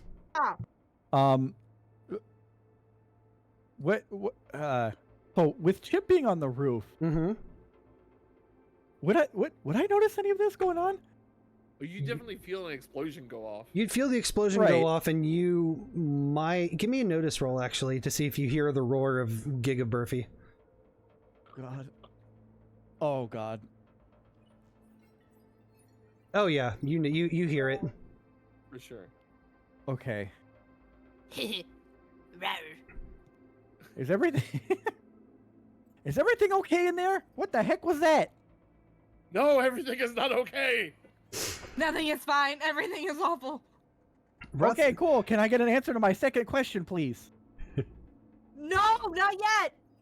Rutherford. I mean, he gives you some kind of like techno-babble explanation while he's trying to rig this fuel pump to be a flamethrower, I guess. He's like, You just hear whistling from Marty's side. yeah. Okay, so giant Burfy? Yeah, that! I'm coming. Rutherford. I'm We're just sitting here just- worried about Rutherford right now. Buffy? As you hear about the giant Burfy, you see the Burfy that's currently sitting in the car immediately turn its head like very robotic in your direction, You see its eyes glow red, and you see the garbage disposal throat basically come out of its mouth and start whirring at you. Little Murphy, no!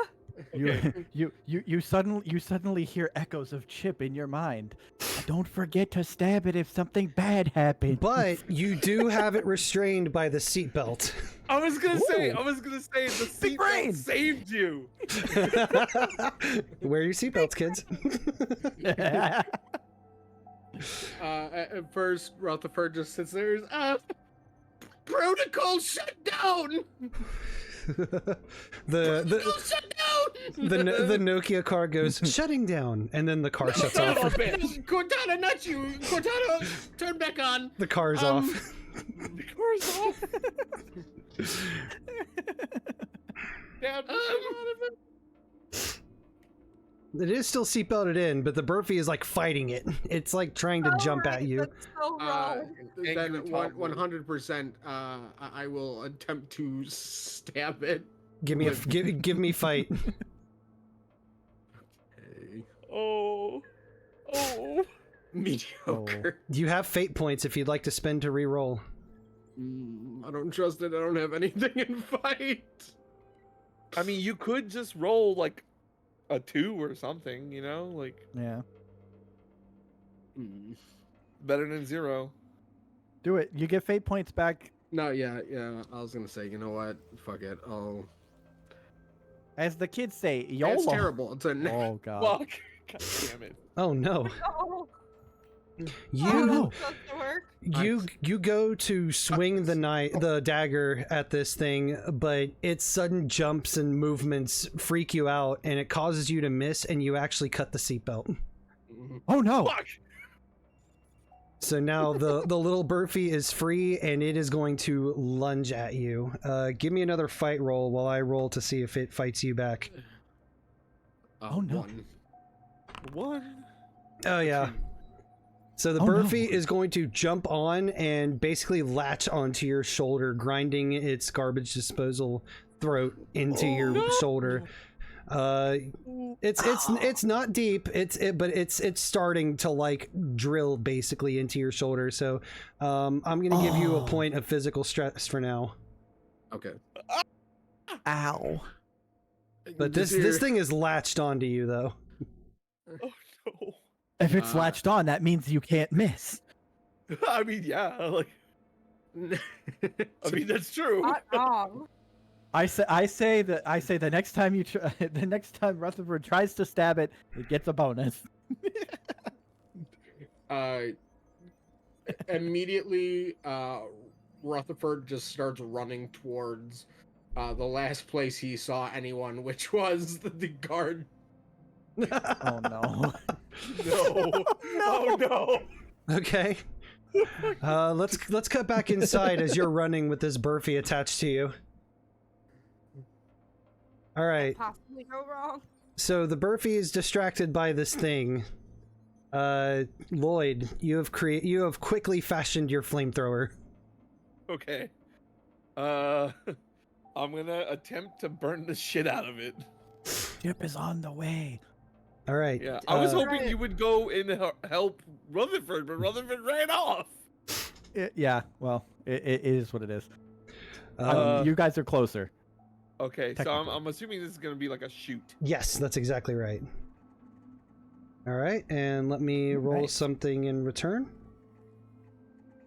Please. Oh yeah, you succeed with style. Yes. Get fucked, Furby. Get fucked.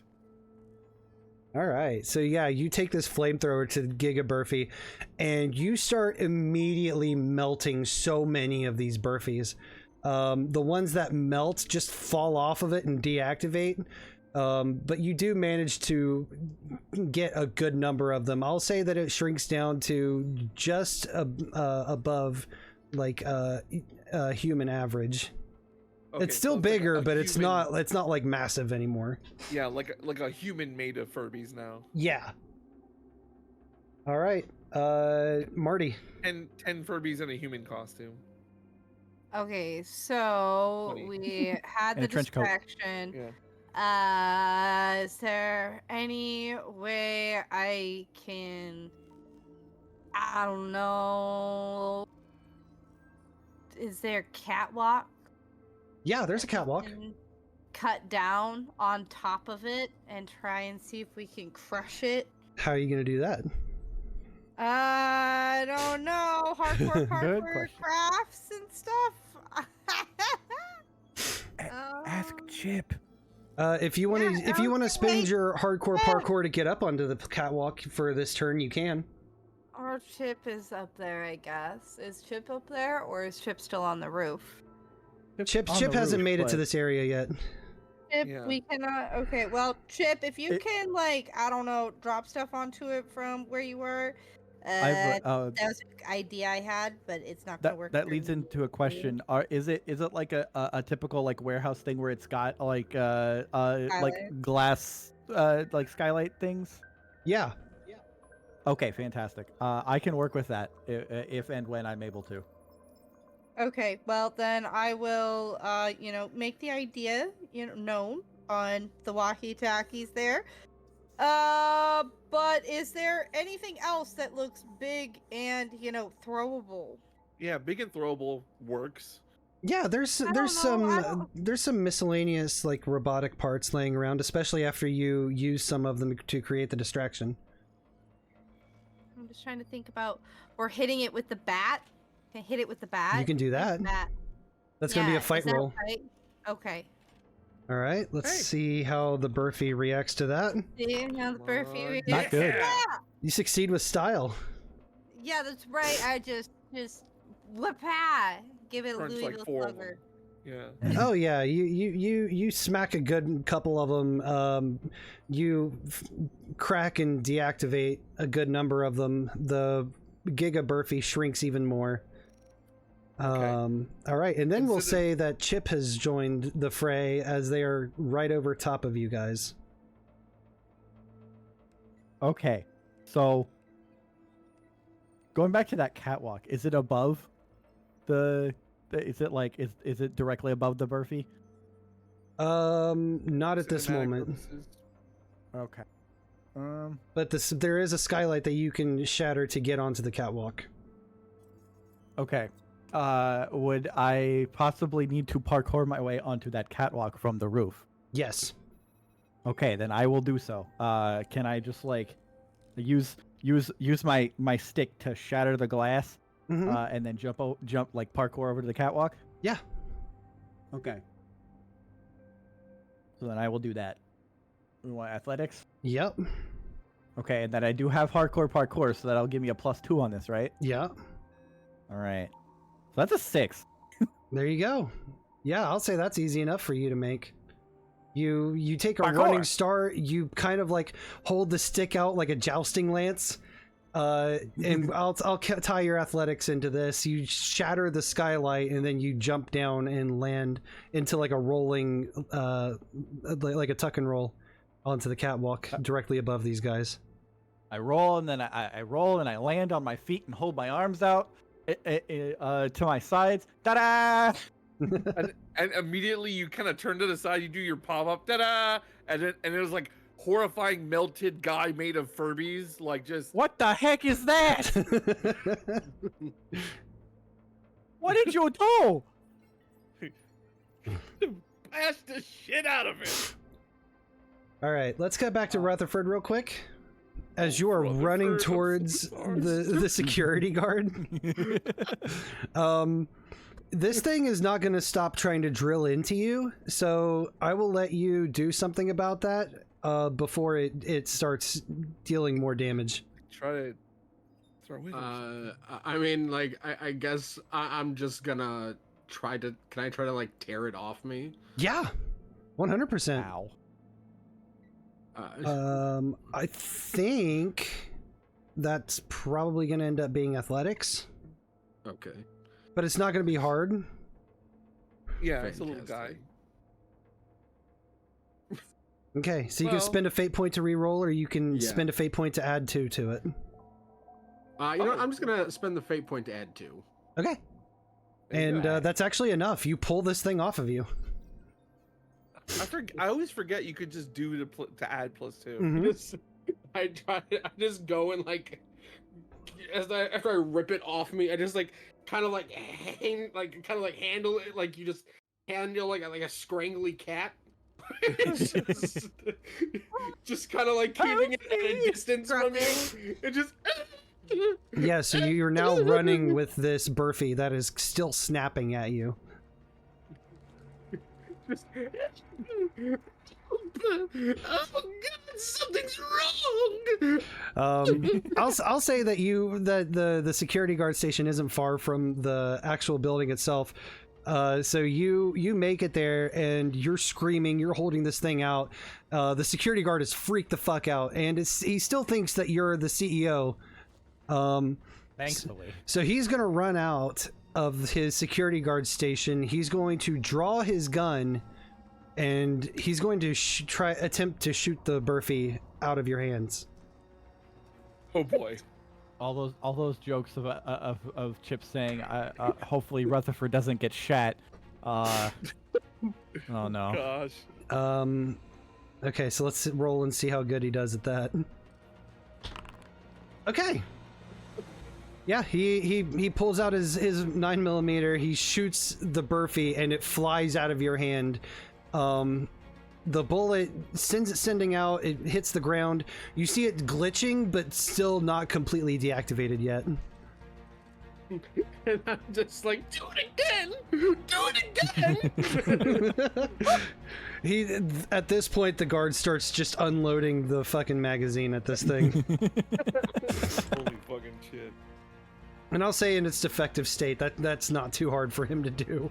Yeah. So this guard just empties his gun until the click, click, click, click, click, and the Burfy coughs up its last electrical dust of breath, and you see it just slowly power off.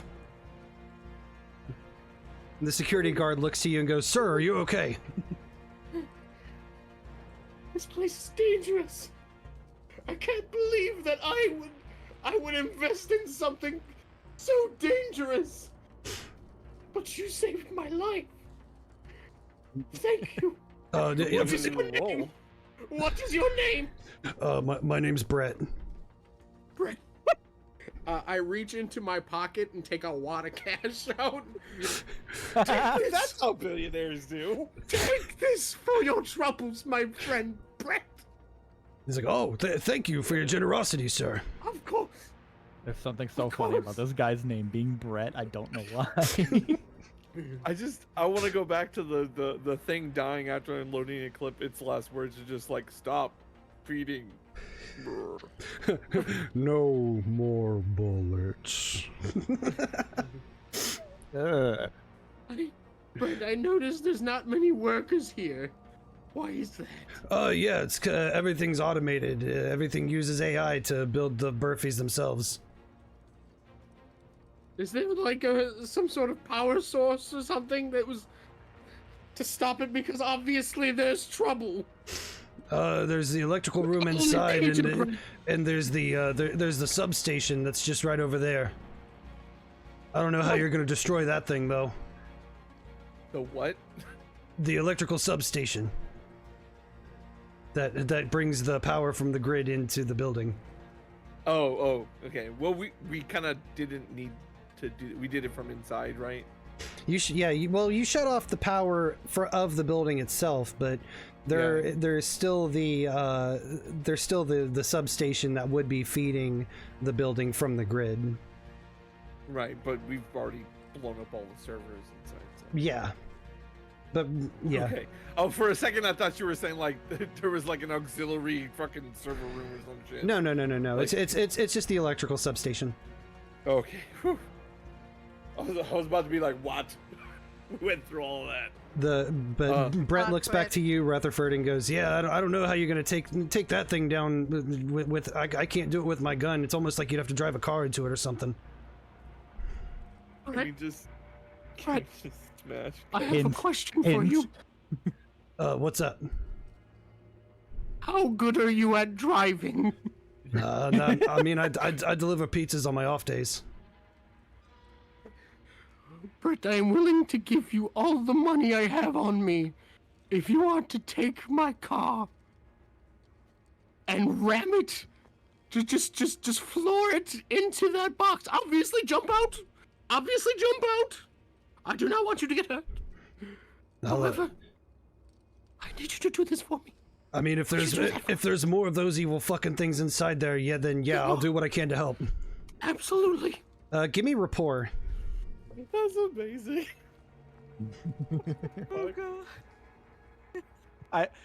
I love the framing of that. Just how good are you at driving? Yeah.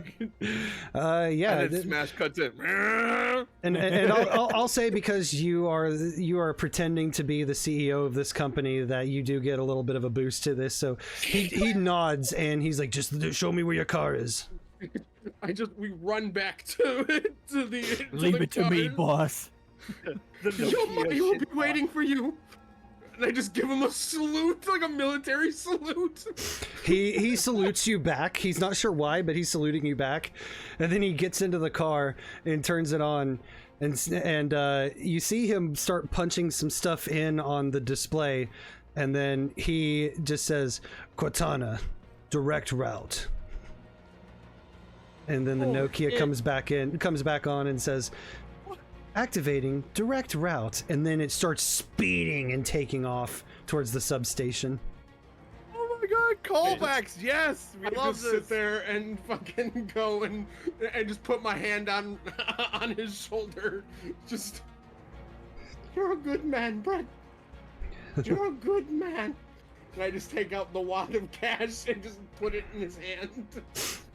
He takes the cash, and the two of you just slowly turn as the Nokia 1337 speeds towards the substation.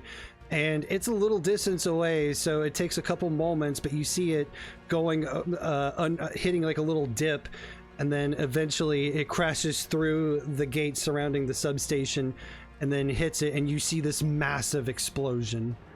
Yeah, there's a shot from like a GoPro inside, aimed at the panel, and Cortana is like, "You've reached your destination." Yeah. And then kaboom. Yeah, I would say that explosion's enough for like the three of you inside to hear slash feel it. Have we finished up with What the heck? The rest of the guy? No, he's still kicking. Okay. And since you hit him with a flamethrower, he's gonna try to throw another punch at you. Sure.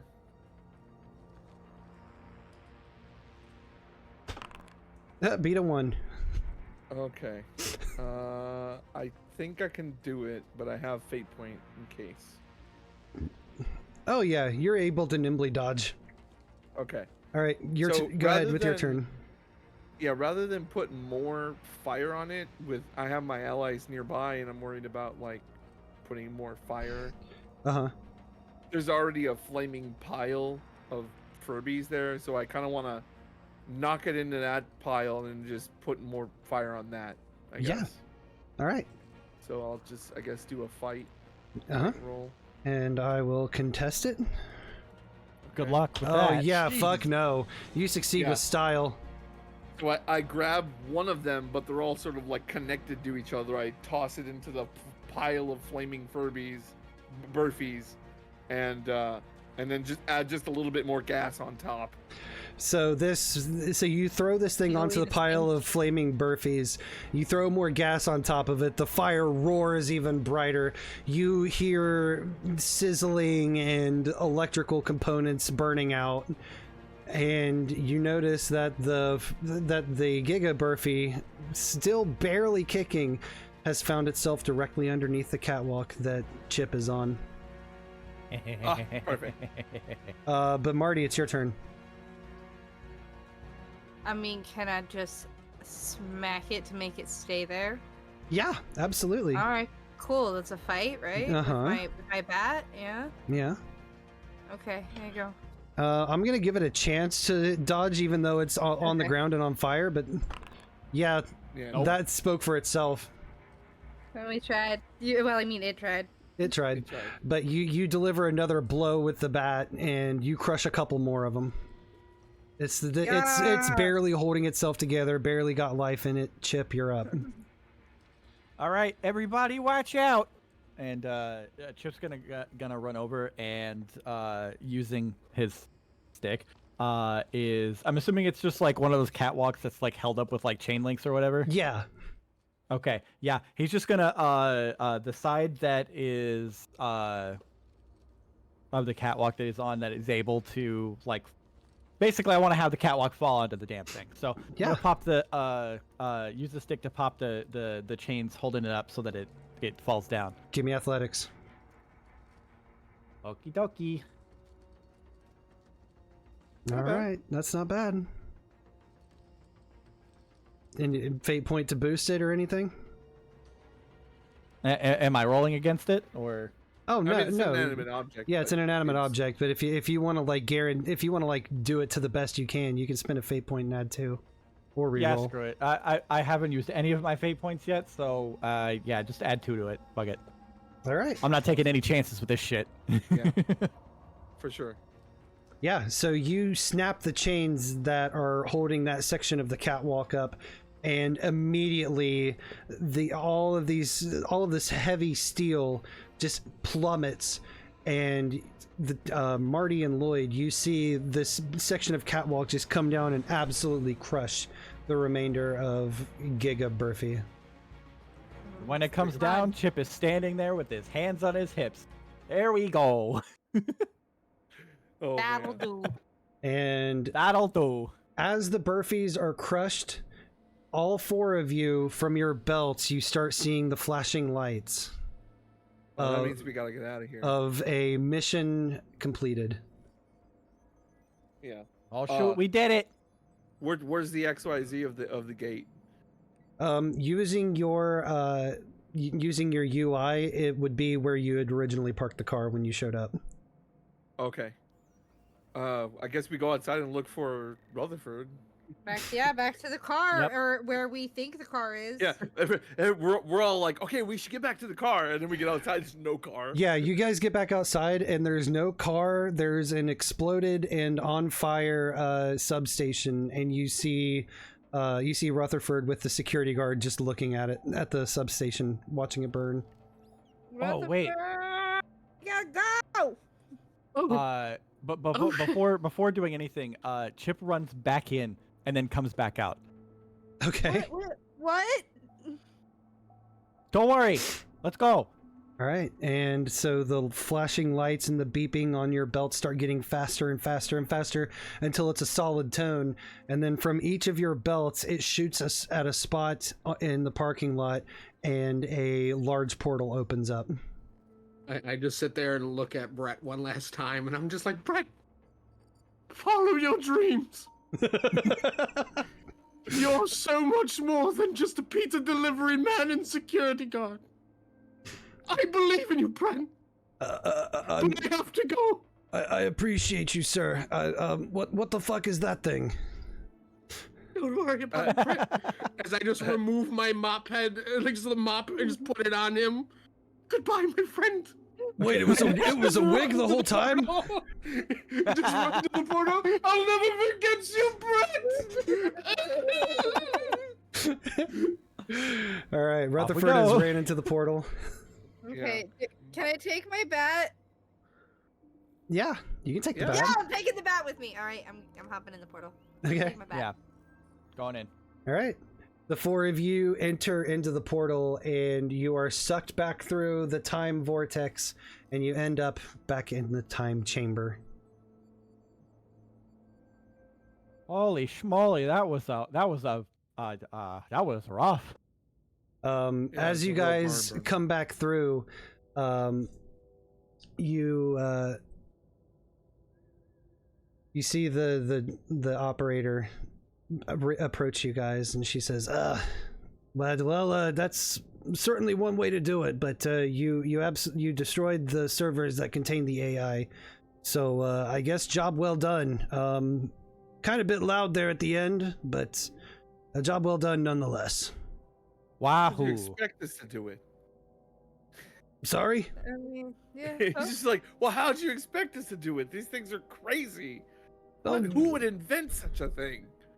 Well, you know, corporate types, they try to make everything automated and easier, and then the coding gets out of hand, and the program gains sentience, and we've seen those movies.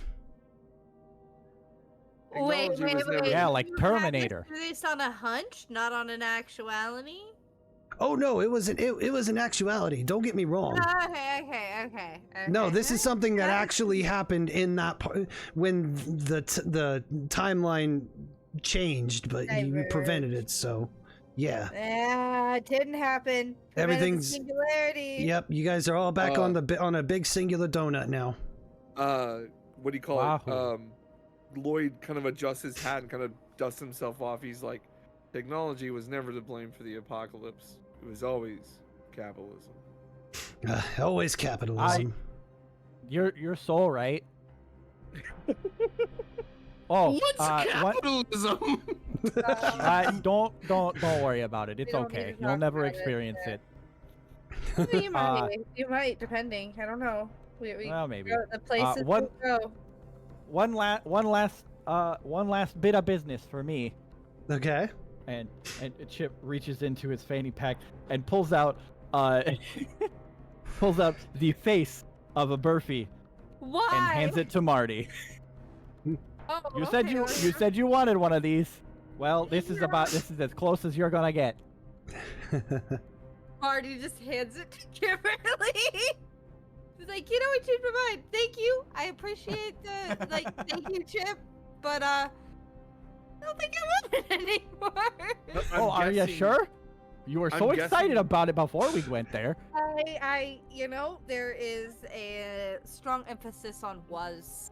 I'm guessing this is about the time when Bruno comes in and says, "Oh, I'll take that," and he takes it. And he just bounces the face on the wall. So Yeah. apologies, Bruno. We just metaed you a little bit, but Oh yes, I'll put this on a plaque like I would with a trophy buck. we all know that Bruno would be okay. We know for a fact. Undead doesn't have to be here.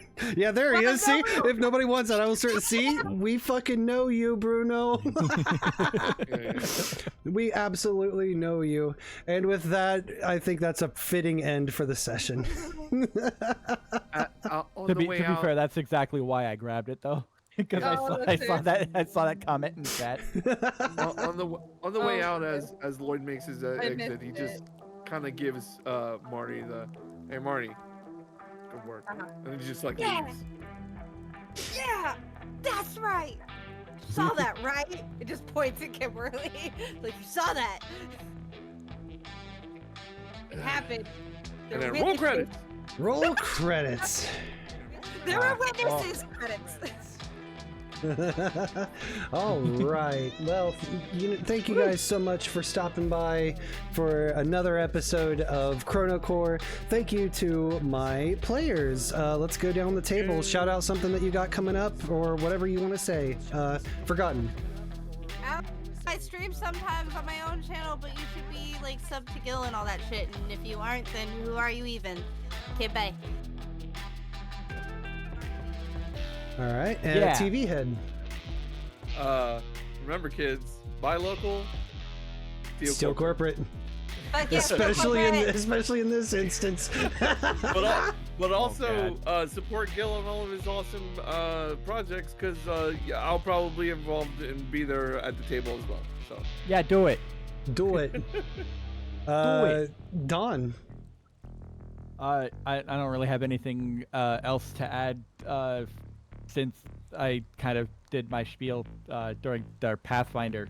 But yeah, just I have a big tabletop project that I'm working on. Also, there will also Dawn 2.0 at some point, possibly. And then I don't know. I've been juggling an honor mode Baldur's Gate run. I've been playing Dragon's Dogma and then Age of Darkness. So I don't know. That's all I got. Right on. And then finally, the new addition to the table, Tarrok. I too sometimes stream shit. Sometimes you get a little sus, sometimes you don't. You know, Apparently, I guess like the only thing I really have coming up outside of like regular streams, apparently on the 28th of this month, my mods are throwing me a streamiversary event thing, so we'll be streaming that. So come on by on Sunday the 28th. Look for more information on that. But also just go and support Gil and everything that he does, because Gil is such a wonderful person. And if you're not supporting Gil, what the fuck are you doing with your life? Yeah. Exactly that. Tarrok, you played these kind of games before, or is this the first time you've? So I've never actually, I like looked into the Fate series, but like never actually like played the actual modules and stuff like that. So this is the first time I'm actually like really touching base on it, but I do actively play like D&D and tabletop. Yeah, no, not bad, not bad. Yeah, that was great. I love your character. I loved it. No, Yeah. it was perfect. Fantastic. Also, hi Swamp Varmint. I saw your message. I wanted to wait till everybody got done with their posts and stuff, but thank you for joining me. Again, to kind of throw out some stuff that I've got coming up. Next Saturday is the Tales from the Kitchen Table for kids on bikes. My first time playing it / running it. That's going to be a great time. And be on the lookout on my YouTube channel Friday at 3 p.m. The pilot video for Session Zeros, the recording of what goes on while setting up for the game. That's going to drop on my YouTube channel, so please go check that out. And then on the 17th of February is my 2-year anniversary stream. I'm going to be bringing in a bunch of friends to do some party games. We're just going to hang out and have a great time. You're going to see the new Swamp Dad model, drawn and rigged by Forgotten. You're going to get the big announcement of the super big project that I'm working on. And yeah, it's going to be a great time. So follow me on all the socials, Twitch, Twitter, YouTube. Everything is Gil Swamp Guy. I'm kind of happy that I get claim to that. Blue Sky, Gil Swamp Guy on all of them. For now, we are going to go and raid my buddy Demon King Sinju, who is kicking it with some Fortnite. So go stop by, give them a Swamp Dad hello, a Swamp Raid, if you will. And yeah, drop them a follow. They're great people. And I will see you guys next time. Thank you guys so much. Have a good night. Bye. Bye. Bye. Bye. Bye. Bye. Bye. Bye. Bye.